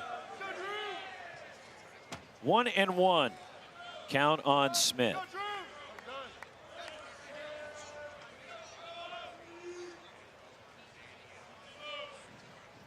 Sophomore lefty, Morano. And that misses just inside. And it's 2-1. As Morano made 2 starts, 5 appearances last year with Arizona. He's from the Bay Area, transferred up to Central California. There's a ball out toward deep left center. Drew Smith, gone!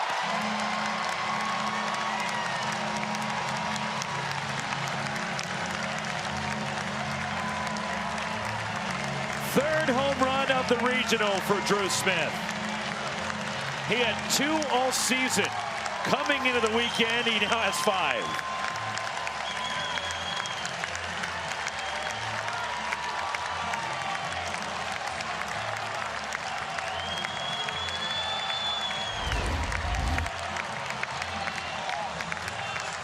Well, Morano, it's off speed on the outside part, and Drew Smith right off the bat tells his dugout, let's take a 2-run lead.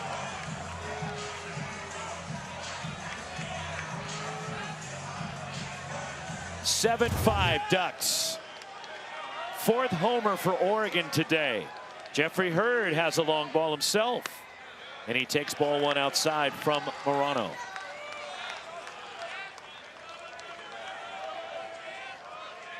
Hurd 2 for 3. 11 hits now for Oregon as Hurd takes a strike, and it's 1-1 as Morano has his older brother Tyler, who's an offensive lineman up the road at Oregon State. In the air to right, going back, Dylan Kordick, gone, homer, back-to-back for Oregon. Hurd missed first base, has to go retouch.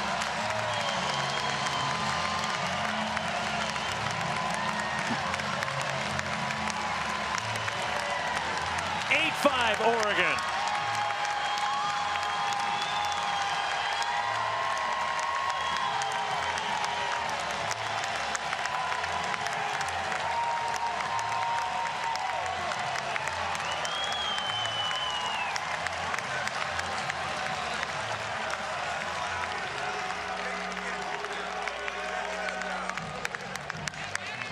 And I guarantee you nobody is happier for Jeffrey Hurd than Anson Arrows. No question about it. And again, I've always believed, Roxy, you've been around me long enough to know, in the postseason, in order to advance, at some point in time throughout your journey to a championship, you're going to have a player on your team that you will probably least expect to step up, to put you over the top, to get a win. And today, this game, it has been, for me, Jeffrey Hurd, somebody that we can probably fairly say wasn't going to be in the lineup today. And boy, has he stepped up big today. 2 homers, Jeffrey Hurd, 3 for 4. And here is Larry Lee, the head coach for Cal Poly, out of the dugout. The Duck getting kisses right now. That's not allowed. Mustangs going to the bullpen as Oregon has opened up a 3-run lead. The Ducks have hit 5 home runs. They've lived and died with the home run ball this year. And for Oregon, Second time they've gone back-to-back in this regional, as the new pitcher for Cal Poly coming in, we saw him last night, is Jake Torres, left-hander. And as we look at the bracket for our Eugene Regional, in this elimination game, the winner advances to tomorrow, and still to come later tonight on the winners bracket side, Arizona and Utah Valley.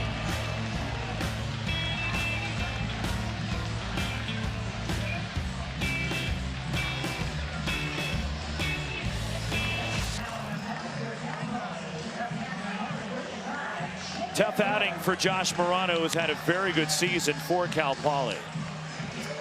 As Morano lasting just 1 inning. And you look at Jake Torres out of the bullpen for the Mustangs. And the senior pitched a scoreless inning against Arizona yesterday. Well, his job right now is just to shut this inning down, to give his teammates bats an opportunity to make a comeback. But you know, it's interesting, you mentioned that Jeffrey Hurd missed first base and went back to tag it. This game, the game of baseball is amazing. It actually happened last night in Dodger Stadium. Shohei Ohtani hit a home run, thought he missed first, went back and touched the bag there as well. I was calling a game with Mike Rooney a few years ago, and a player hit a home run that missed home plate, and they appealed it and he was out. Be sure you touch the bases when you round them. Our Capital One rewarding performance, and it's Jeffrey Hurd in his first start for Oregon in a month and a half since mid-April, and he's left the yard twice. This is a fastball that leaves the yard in central, and here's your off speed that he said, I'll take that and I'll deposit it there.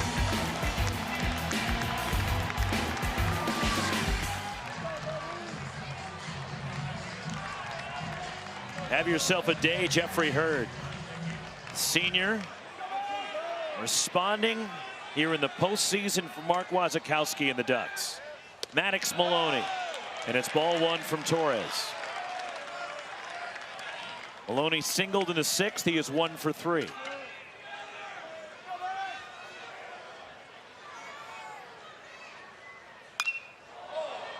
That one hooked foul by Maloney.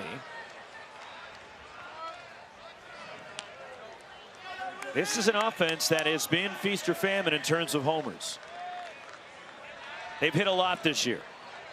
When they hit them, they win. They even hit 3 homers and lost last night. But that's what they do. That's how they roll, as they say.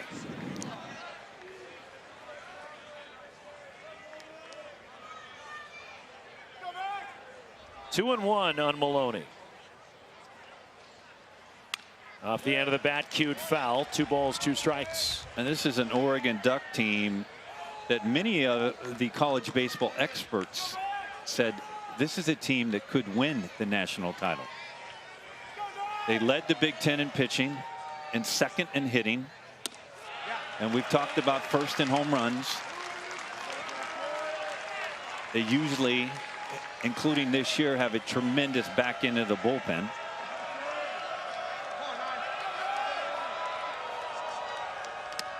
And it's ball 4, and Maloney is on.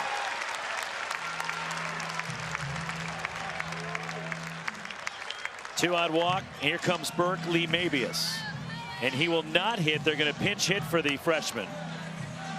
And coming up to bat for Oregon, this is Callan Nikolai. Another freshman who is big-time power. And what's interesting about Mabius, Roxy, is he's a switch hitter.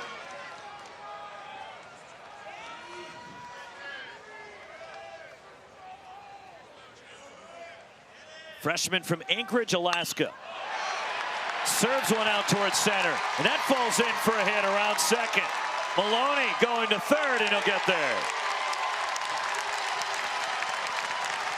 The pinch hit single to 1st. NCAA tournament at bat for Cohen Nikolai. And Nikolai, who hit .219, made 8 starts in the regular season. And the 2-time Alaska Gatorade Player of the Year.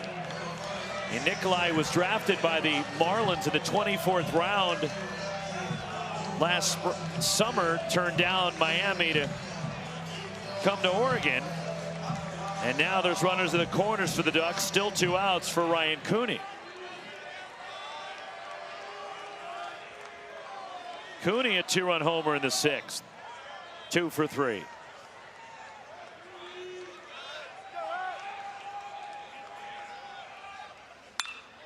In the air to center with room. Going back, and the catch made onto the track. Casey Murray Jr. side retired. 2 more for Oregon. They go back to back as we're stretching in Eugene. Dominic Smith. And then Jeffrey Hurd. Ducks on top. The new How to Train Your Dragon menu is now at BK. Get it before it disappears. Oh, toothless. Bold, tasty, and dangerously delicious. How to Train Your Dragon. Coming to theaters June 13th. Would you rather spend your summer like this? Hey, Jim, how's your back? Oh, you know. I hear ya. Or like this? What's happening? Welcome. Allow me to adjust your gravity. No, I'm fine. Gravity on. On June 20th, kick off your summer with Elio. Elio? Elio. You're more puny than I expected. I could say the same about you. These are the lava tunnels. Cody and I am not fireproof. Just get in my mouth. Actually kind of comfy in here. Disney and Pixar's Elio. Rated PG, June 20th. Where are all the animals, Dad? Don't know, kiddo. Just not our day. It's a rare thing when someone you've been with for so long finds a way to surprise you. It's like discovering E-Trade's easy-to-use platform now comes with expert insights from Morgan Stanley to help you navigate the markets. Can you do a dolphin? Sorry. The UFL is the spring football league. More of what you love. The atmosphere, the intensity. Must see for every football fan. The United Football League. All season long on ESPN, ABC, and ESPN+. So the 4 seeds that won last night, 4 of them advancing to the winner's bracket. We'll have Utah Valley against Arizona later tonight. The St. Mary's Gales right up the road. And Corvallis will take on the USC Trojans. And the winner's bracket game at the Corvallis Regional. Is good to see the athletic director of St. Mary's, Mike Matoso, was here at this game earlier today, and now on his way up to Corvallis as Mike played college baseball for Cal Poly. Is he doing a little scouting? No, he's coming to see his alma mater. New catcher for the Ducks after they hit for Mabius in the top of the inning. And Chase Meggers, who caught last night's game for Oregon behind the dish. Jack Collins, speaking of catchers, leading it off for Cal Poly. Here in the last of the 7th. 3-0 is Grayson Grinsell falling behind. Collins, a strikeout and a ground out. He is 0 for 2 as there is Meggers. And that's a strike poured in there by Grinsell. And you can play along with Mark Wasikowski's move when he hit for Mabius.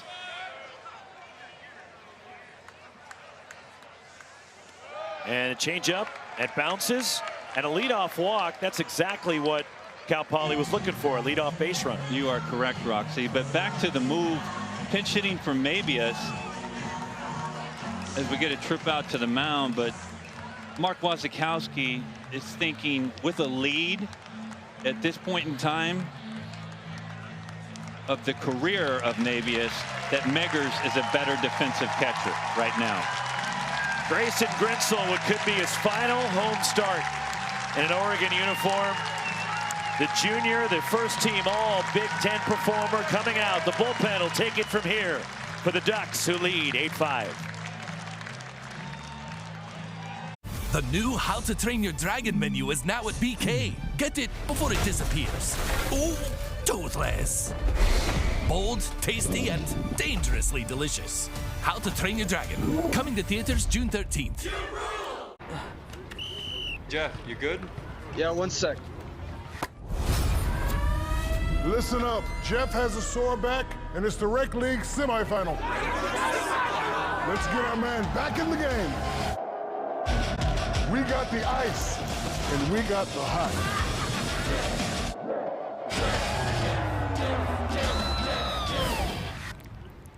Ice works fast, heat makes it last. Icy Hot, you're so back.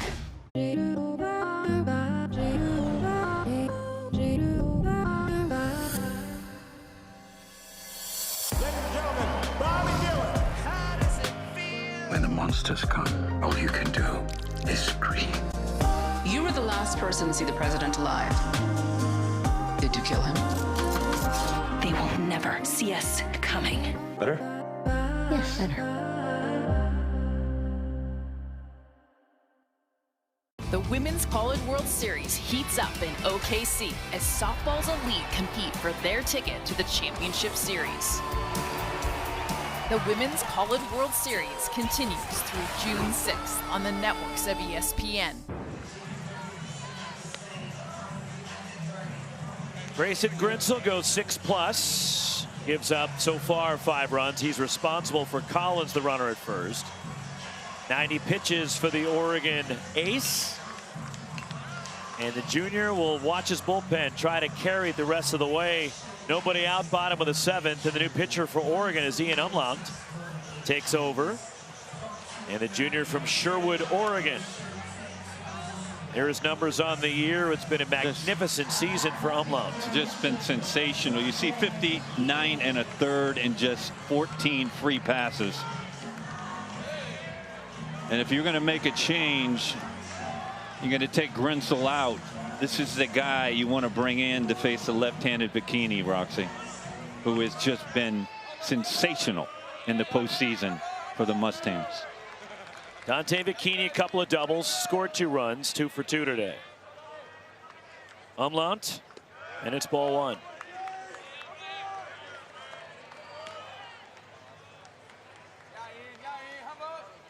(8-5) Oregon. Cal Poly got 2 in the first, or 2 in the second inning on a 2-run blast from Dylan Kordick. His 7th of the year. Then each team got a run in the 3rd. RBI single from Dominic Hellman for Oregon in the top of the 3rd. And then the RBI on the sac fly, Ryan Fenn driving in Bikini, who doubled to lead off the 3rd. It was 3-1 Cal Poly after 3. Strike from Umlaut. It's 2-1. Oregon tied it on a 2-run blast off the bat of Hellman. 3-3 in the 5th to see Cal Poly come right back in the home 5th on Ryan Fenn's RBI single to take a 4-3 lead.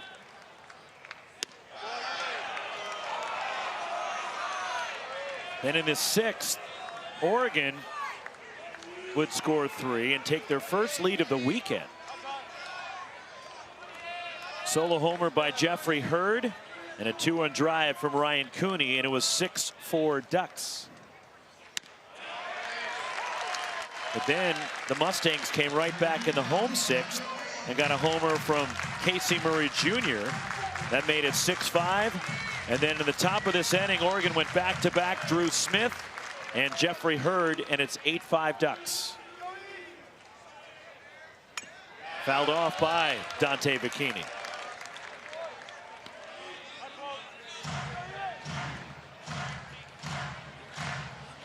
Ordinarily, with a runner at first and Bikini up, you might take the chance and send the runner at first, but it's Jack Collins, not very fleet of foot over there.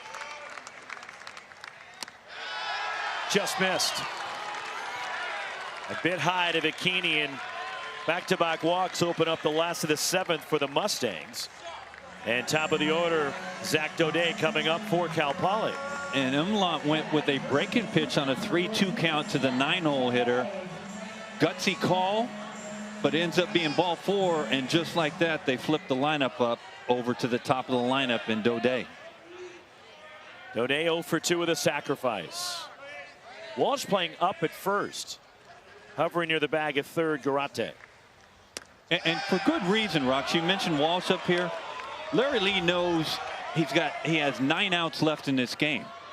If hypothetically, if he bunts these runners over to second, third, they get a base hit. They're only chasing 1 run.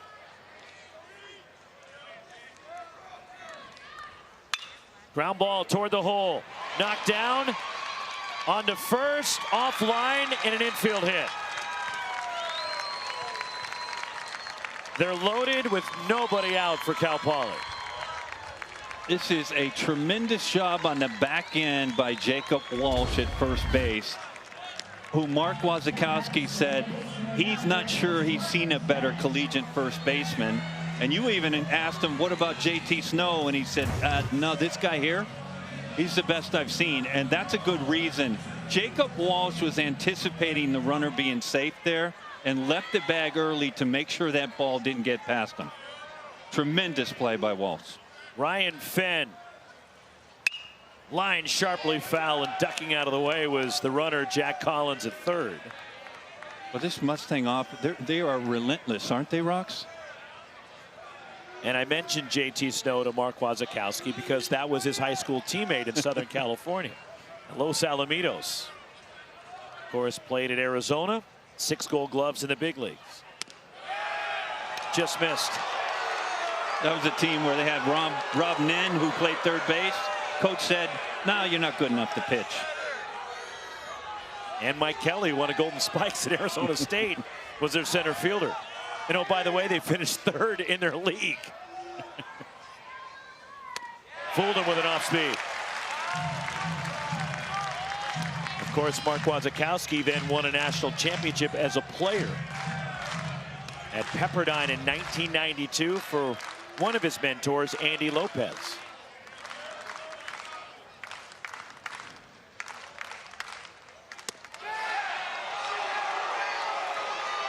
How many umpires do we have in this yard today?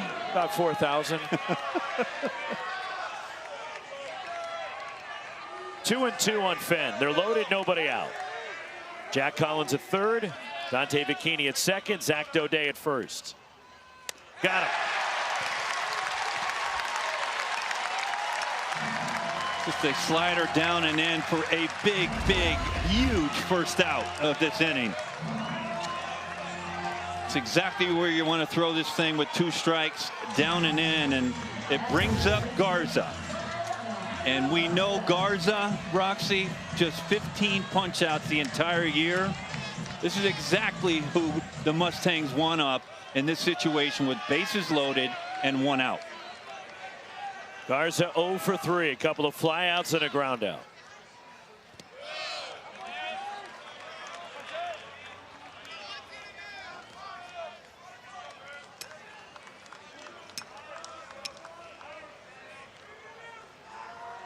Of course, the Ducks hoping for a 6-4-3 or a 5-4-3 or a 4-6-3 double play.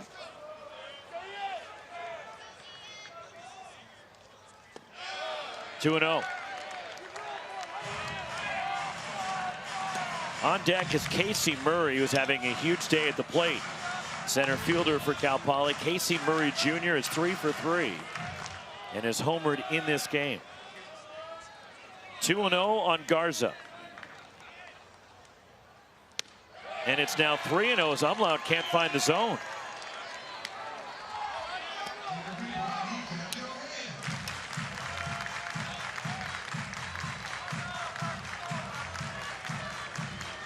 There is a look at Casey Murray Jr. on deck.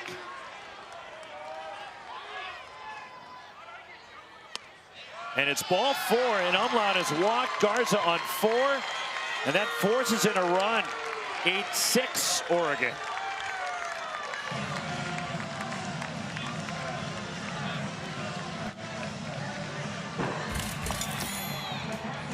This was Casey Murray Jr. in the 6th, his last at bat.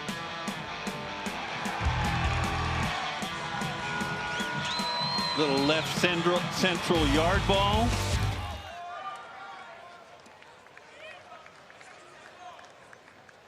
And a mound visit now, Blake Hawksworth. They pitching coach for Mark Wasikowski in Oregon, heading out toward the mound. And Umlaut, who's been so good for Oregon out of the bullpen this year, but struggling with his command.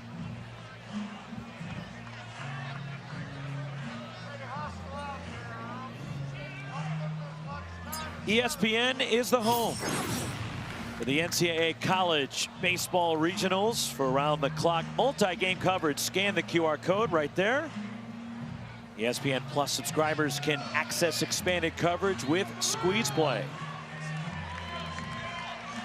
Tight one here in Eugene. I'm going to guess the crew might be watching us right now. Maybe we're in the quad box. Casey Murray Jr. 3 for 3. Single homer.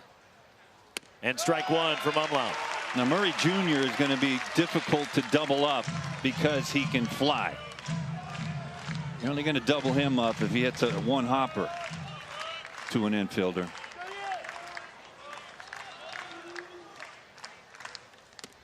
One ball, one strike on Murray.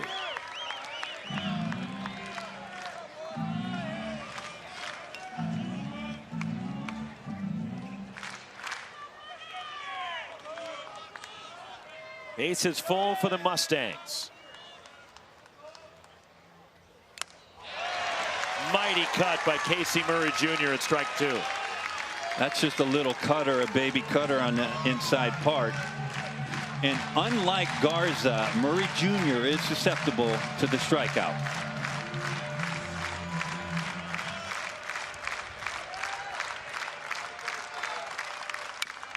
Just got a piece.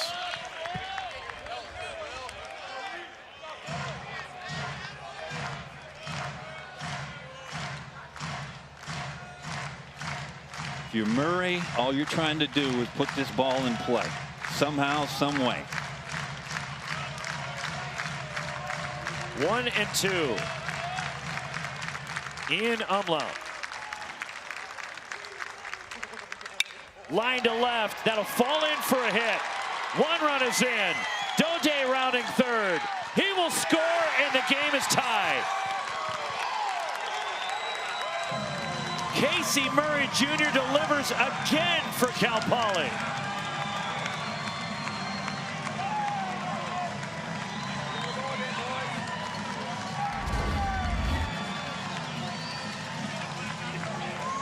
It's 3 straight off-speed pitches to Murray Jr. and the third one comes up gold for the Mustangs. Knocks in a couple, and Fuego's not the appropriate word for Murray Jr., is it? Garza at second, Murray at first, Nate Castellón, and a strike from Umlaut. 3 for the Mustangs to pull even. They're still batting with 1 out. And this inning started for Cal Poly with walk, infield hit.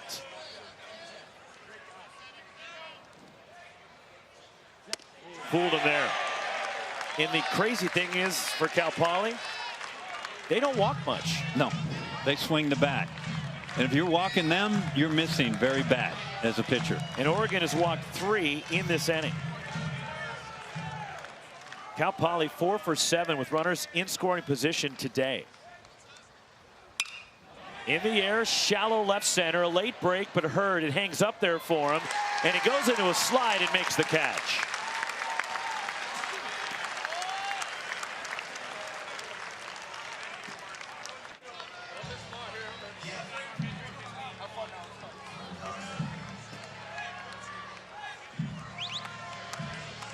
Two down. Here comes Cam Hoyland.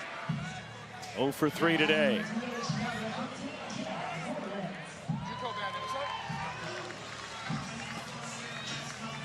Alejandro Garza, the runner at second for Cal Poly. Casey Murray Jr. at first.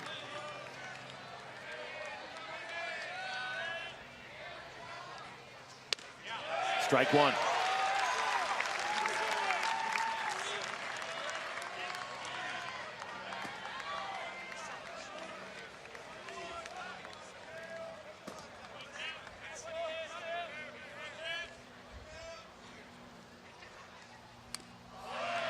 Q to the plate. It's 0-2. As the book is closed now, by the way, on Brinsel. And the Oregon starter gives up 6 runs of the 8.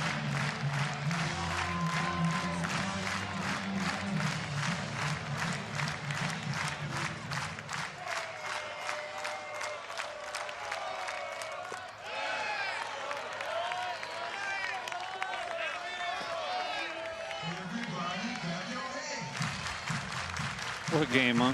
This game just continues to give both these teams fighting for the right to continue their season.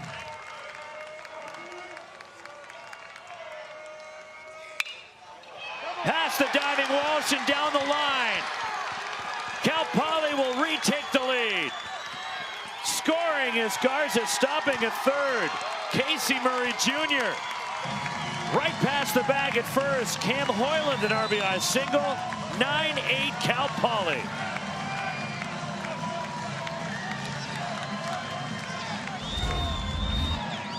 Well, after so many off-speed pitches to Hoyland, they try to sneak a fastball in the inside part past him, and Hoyland hooks it just inside the first base line. And just like that, the Mustangs back on top. And that'll be it for Ian Umlaut. Oregon will go to the bullpen as Cal Poly has sent 8 to the plate to this point. 9-8. The Mustangs with the lead. And a stunning turn of events, but really, the way this game is playing out, Wes, we shouldn't be surprised. No, if somebody said there's going to be 3 more lead changes in this game, we wouldn't argue, right? I mean, we've seen everything. Just an incredible baseball game by 2 teams that don't want to go home.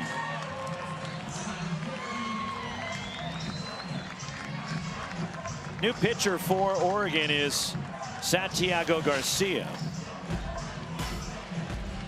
Here is our bracket as the number 12 national seed, the Oregon Ducks, now trailing in this elimination game. Still to come later tonight, 9 Eastern. In the winner's bracket, the WAC tournament champions, the Wolverines from Utah Valley, against the Big 12 tournament champions, the Arizona Wildcats. 9 Eastern, 6 Pacific from PK Park.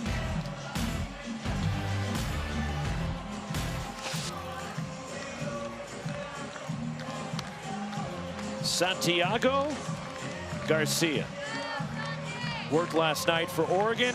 Comes back, the sophomore lefty will try to get out of this for Mark Wasikowski and the Ducks. Well, it comes in a key situation with Cal Poly having runners at first and third, already with a 9-8 lead.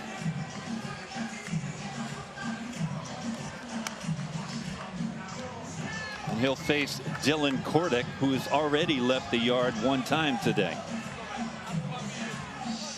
Cal Poly has scored 4 in this inning, all on singles and walks. That's who they are. I mean, they manufacture runs. We talked about it. They don't walk very much. They're very aggressive. For the most part, they put the ball in play.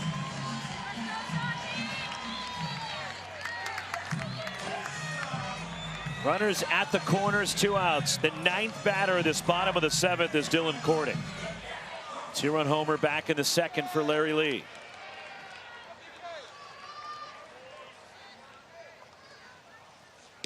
Ball 1 as Garcia worked a scoreless inning against Utah Valley last night.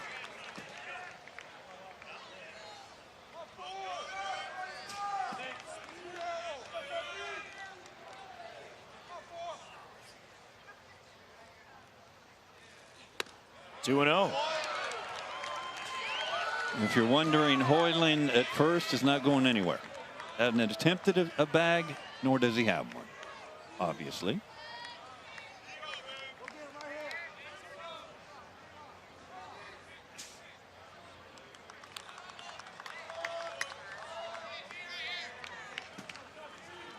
Four for Cal Poly and still batting, as they have gone back in front. tipped at the plate, and that one may have caught a piece of the catcher, Chase Megers.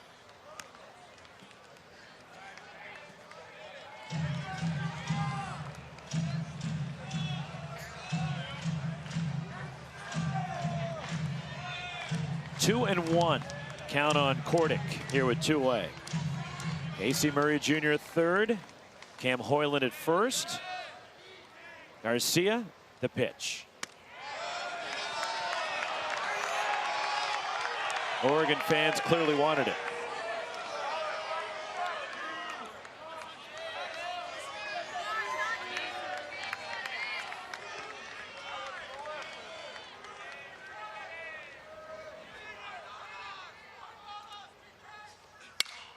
In the air, right center field. Over there to make a play, Drew Smith. Side retired. Cal Poly sends 9 to the plate, and they go back on top of Oregon.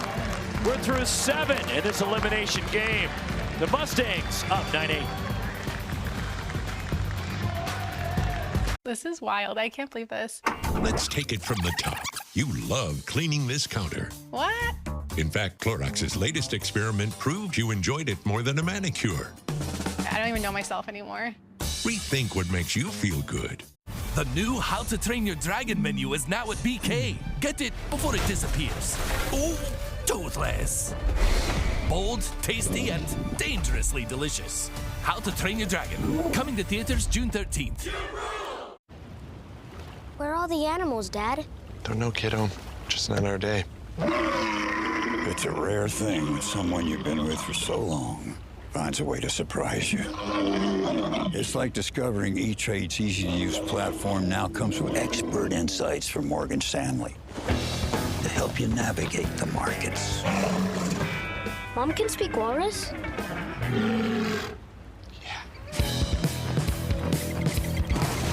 Have you ever looked up at the stars and wondered, is there life on other planets?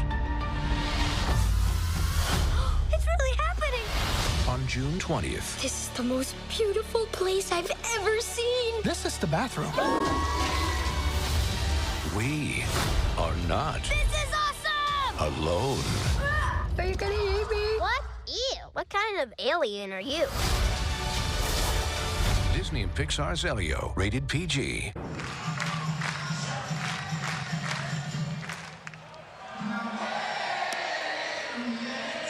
The Oregon tradition of shouts. Doesn't matter the sporting event. Football, hoops, baseball. Originating from the Animal House, which was filmed here in Eugene back in 1978. For you younger viewers who might not be familiar with the movie. I'm not. Starring John Belushi, Tim Matheson, Donald Sutherland, John Vernon. A young Kevin Bacon was in that movie. It filmed here on the Oregon campus and the surrounding parts here in Eugene. Carter Garate takes a strike to lead off the 8th. 9-1-2 for Oregon.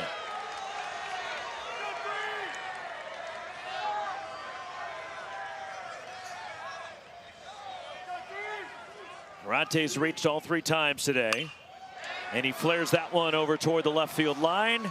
A late charge over and reaching out for it. And Dante Bikini is able to make the grab. Garate retired for the first time. Excuse me, Rock. So Poly is in no doubles defense. They have Garza at third and Daudet at first, literally a step away from the line.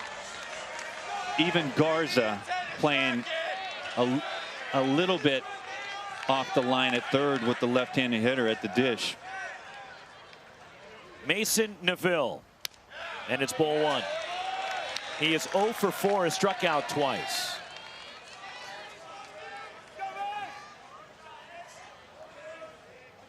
Top of the order for Mark Wasikowski, and it's 2-0.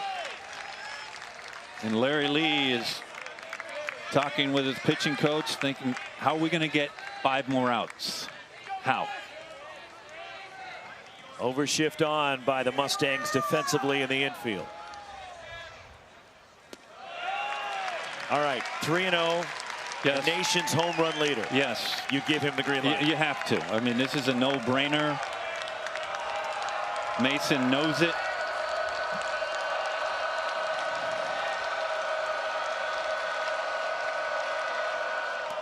And it's ball 4. He walked him on 4, and that appeared to me that Larry Lee and his pitcher, Jake Torres, are saying, that guy's not beating me. The problem is that Dominic Hellman is coming up, Rox.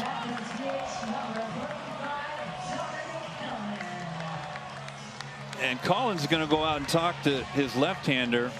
Can't see if any right-handers up in the pen. It's a lefty.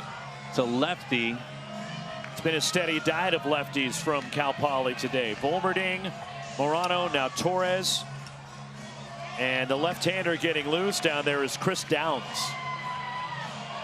Let's see what Poly elects to do. Dominic Hellman today is 3 for 4. He's driven in 3. A 2-run homer in the 5th. The tying run, Neville at first. Fouled away. And that's an 87-mile-an-hour fastball, not very firm. But when you see Hellman foul it off over the first base line, it almost tells you that he was thinking something soft was coming. And he was angry with himself after that foul out of play behind the plate, knowing he missed his pitch. And now if you're Torres, you know he's going to offer at that pitch up in the zone and out of the zone. You try to go back up there. Got him. Went up there. And on 3 pitches, Jake Torres gets the strikeout of Hellman. That right there is perfection from Torres. Went a little bit higher than the previous one that Hellman offered at. For a big out. And now it's Jacob Walsh, 0 for 4 today. 2 outs, Neville at first. Jake Torres, strike 1. Real good slide piece right there.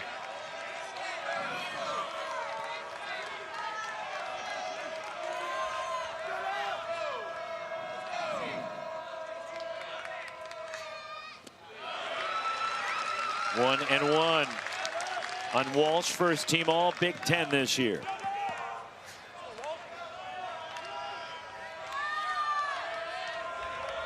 Neville at first. Walsh on the ground, and it trickles into right field for a hit. Neville rounding second, on his way to third, out at third base.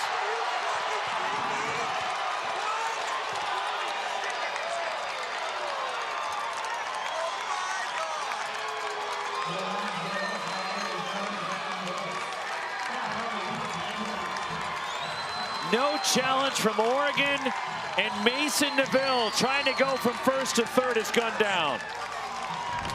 What a throw by Dylan Kordick in right. Well, Mr. Neville has to make sure he can get to third standing up, and Kordick said that's why. Big third out of the inning.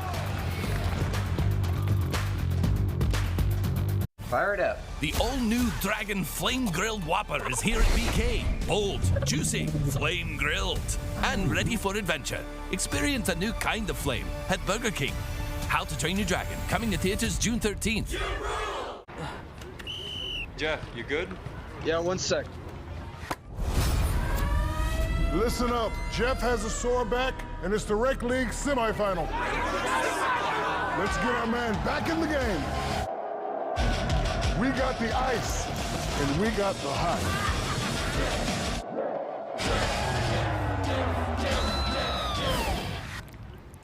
Ice works fast, heat makes it last. Icy Hot, you're so back.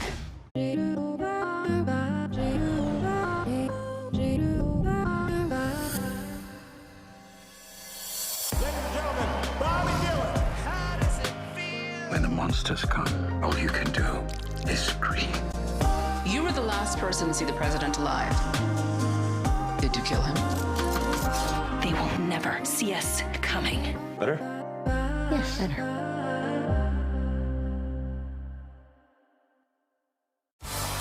the Women's College World Series on the networks of ESPN. The WNBA on ESPN. We can't get enough.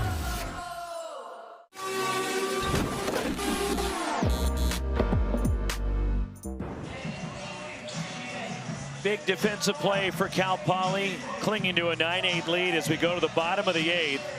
And Oregon, their aggressive base running cost them here in the top of the 8th. Well, Mason Neville is at first base, and when you're chasing one run as the base runner, you need to understand the game situation. I'm not into that you can't make the first or third out at third base, but when you're chasing one run, you have to make sure down one run you can stand up at third. Worst case scenario, you're at second base, you're in scoring position, and you hand it off to Drew Smith. 8-9-1 for the Mustangs, last of the 8th. Jack Collins will lead it off. He started that 4-1 rally in the 7th, drawing a walk.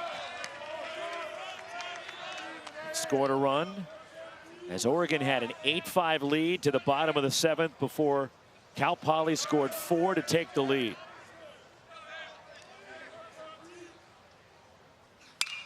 In the air, left field.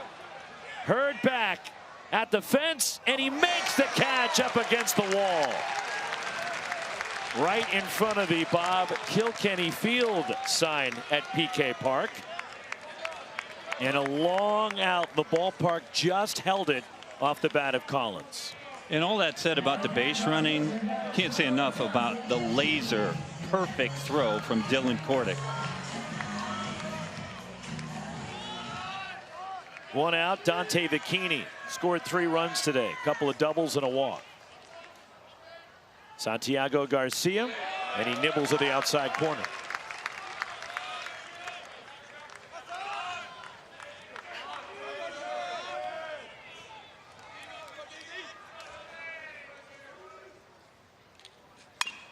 Bouncer, gloved, fouls. Jacob Walsh grabs it just wide of the bag, and it's 0-2 on Bikini here with 1 out. And Bikini has been a pest this entire postseason for opponents. And Larry Lee is hoping to get another run on the board, Roxy. Somehow. 2 runs would make him feel a lot better about going to the 9th than a 1-run lead. Fooled him. And Bikini strikes out. 2 away in the last of the 8th.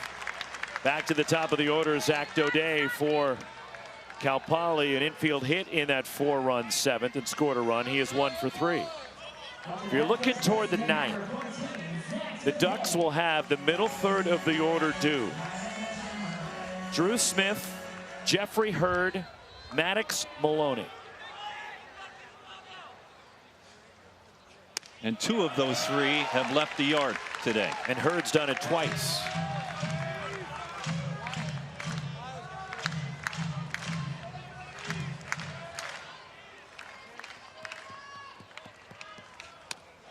Oh, and 2 the count on Daudet.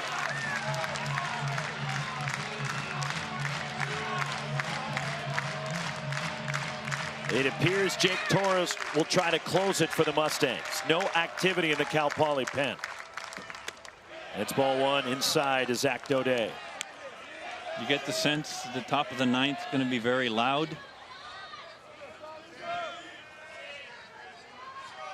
Elimination game. Back and forth affair. 1-2. In the air, left center field. Zach Daudet. Gone.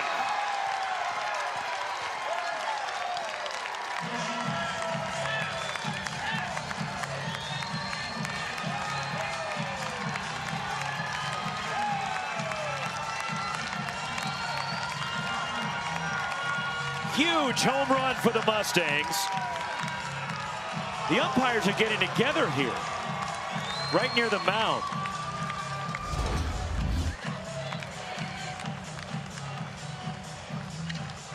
Well, this is a hanging breaking pitch that Daudet does not miss. And I think they might be talking about that flip and look at the dugout. Daudet, a taunting, a little taunting to the Duck dugout. They're summoning Larry Lee, the head coach. And it's at the discretion of the umpires, but they can throw out a player for taunting. It appears they're just giving Cal Poly a warning. As Larry Lee coming over to the dugout, flanked by Jason Gill, one of his assistants, the former head coach at Loyola Marymount and USC. And that'll be it for Garcia as Oregon is going to the bullpen. Zach Daudet with his 8th of the year, and it gives Cal Poly a 2-run lead. 2 outs, bottom of the 8th inning.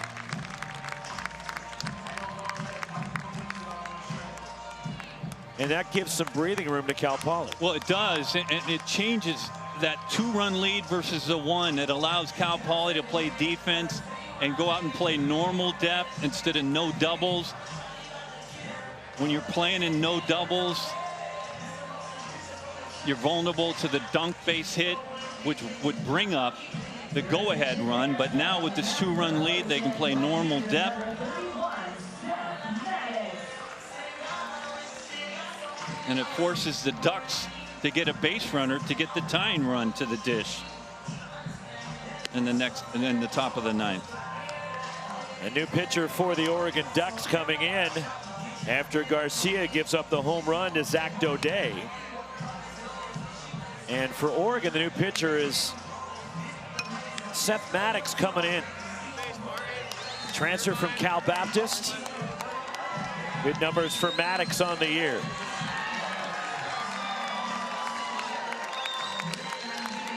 Just seemed like there was energy again in the ballpark. And the homer by Daudet from the Oregon faithful has deflated PK Park. They'll be alive at the top of the 9th, but to your point, Roxy, they too, these are educated fans up in Duckland, and they all know how big a run that home run was by Daudet. 10-8 Mustangs, as Cal Poly has scored in every inning today but the 1st and the 4th. Just like you expected, right? You got one of the top pitchers in the country going for Oregon, Grayson Grinsell. And Cal Poly's got 10 runs up on the board. It's the beauty of the game.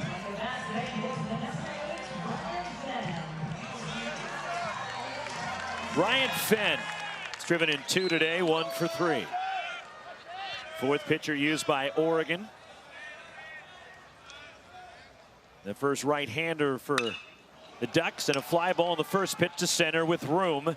Mason DeVille makes the catch, side retired, but a huge insurance run for Cal Poly. We go to the 9th. Oregon chasing 2. Middle third of the order coming up.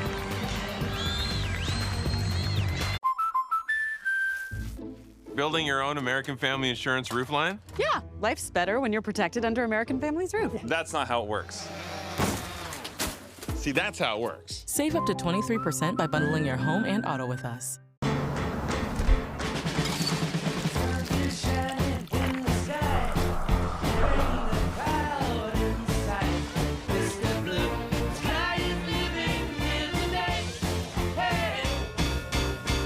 The new How to Train Your Dragon menu is now at BK. Get it before it disappears. Oh, toothless. Bold, tasty, and dangerously delicious. How to Train Your Dragon. Coming to theaters June 13th. Would you rather spend your summer like this? Hey, Jim, how's your back? Oh, you know. I hear ya. Or like this?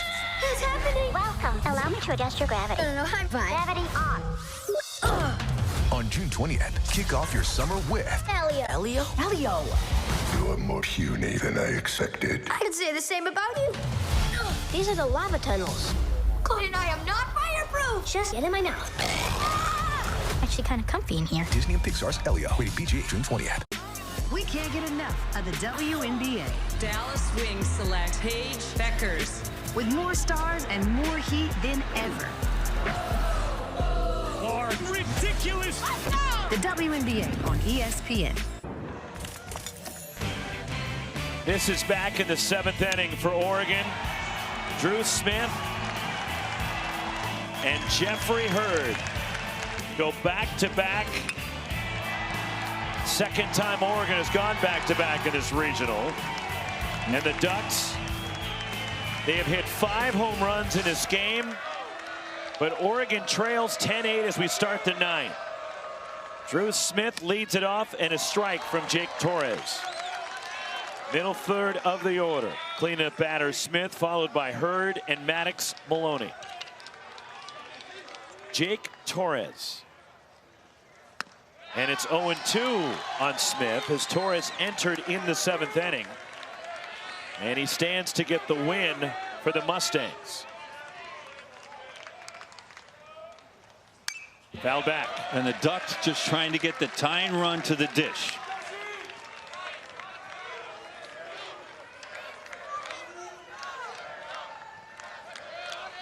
And 2 on Drew Smith. Homered twice last night. And it's strike 3 called as Torres runs it over the inside edge. 1 out. That's a dead red on the inside part and locks up Drew Smith. Perfectly located. So many things going through both of these dugouts right now. Jeffrey Hurd, 3 for 4 and 2 home runs. And it's strike 1. If you're on the Ducks dugout, you're thinking, if you're a senior, this could be it. If you're Cal Poly, you're thinking, we can get this done. We move on.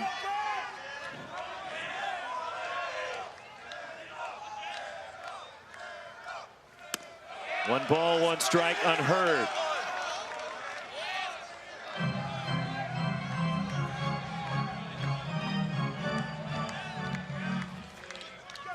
One out in the 9th. It's a strike, and it's 1-2 on Jeffrey Hurd. Well, Torres just saying with dead red, Rocks, just well located. It's not hard, it's 89 miles an hour, but he's just basically saying hit it if you can.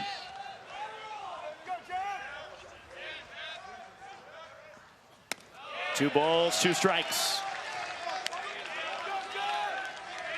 First start for Hurd since the middle of April. And he's homered twice today for Oregon.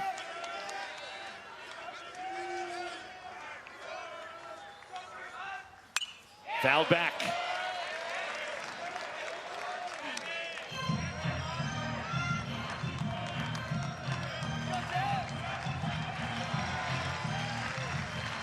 Anxious moments, and the Oregon fans on the edge of their seats.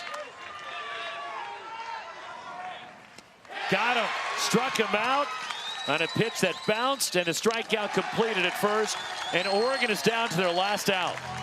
They're in danger of being swept out of this regional. After fastball after fastball after fastball, Torres goes with the tight slider down and away for the 2nd out. Maddox Maloney, the last hope for Mark Wasikowski in Oregon to keep this going. 1 for 3, he's also walked.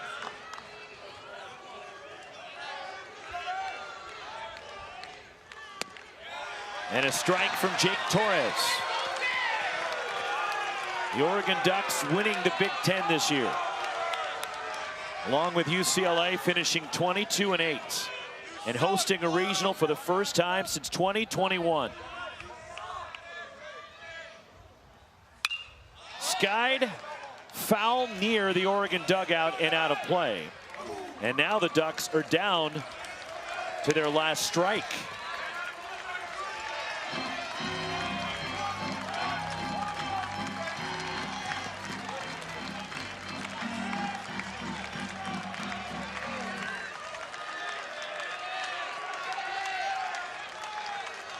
Jake Torres trying to finish it off for the Mustangs. And he does! The Cal Poly Mustangs finish it off as Jake Torres strikes out the side in the 9th And Cal Poly gets to hang around. And Oregon, the home team in this regional, and the top seed, the number 12 national seed, is eliminated.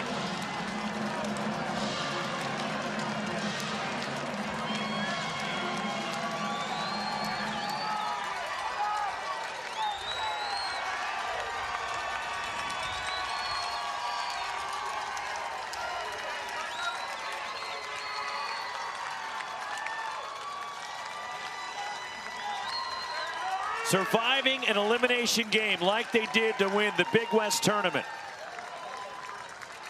And the Mustangs, who get 4 in the bottom of the 7th and hang on for a 10-8 win. And it's fitting that the fastest, the hardest pitch that Torres threw the entire day was the last pitch for the punch out. 90 miles an hour, right down the middle.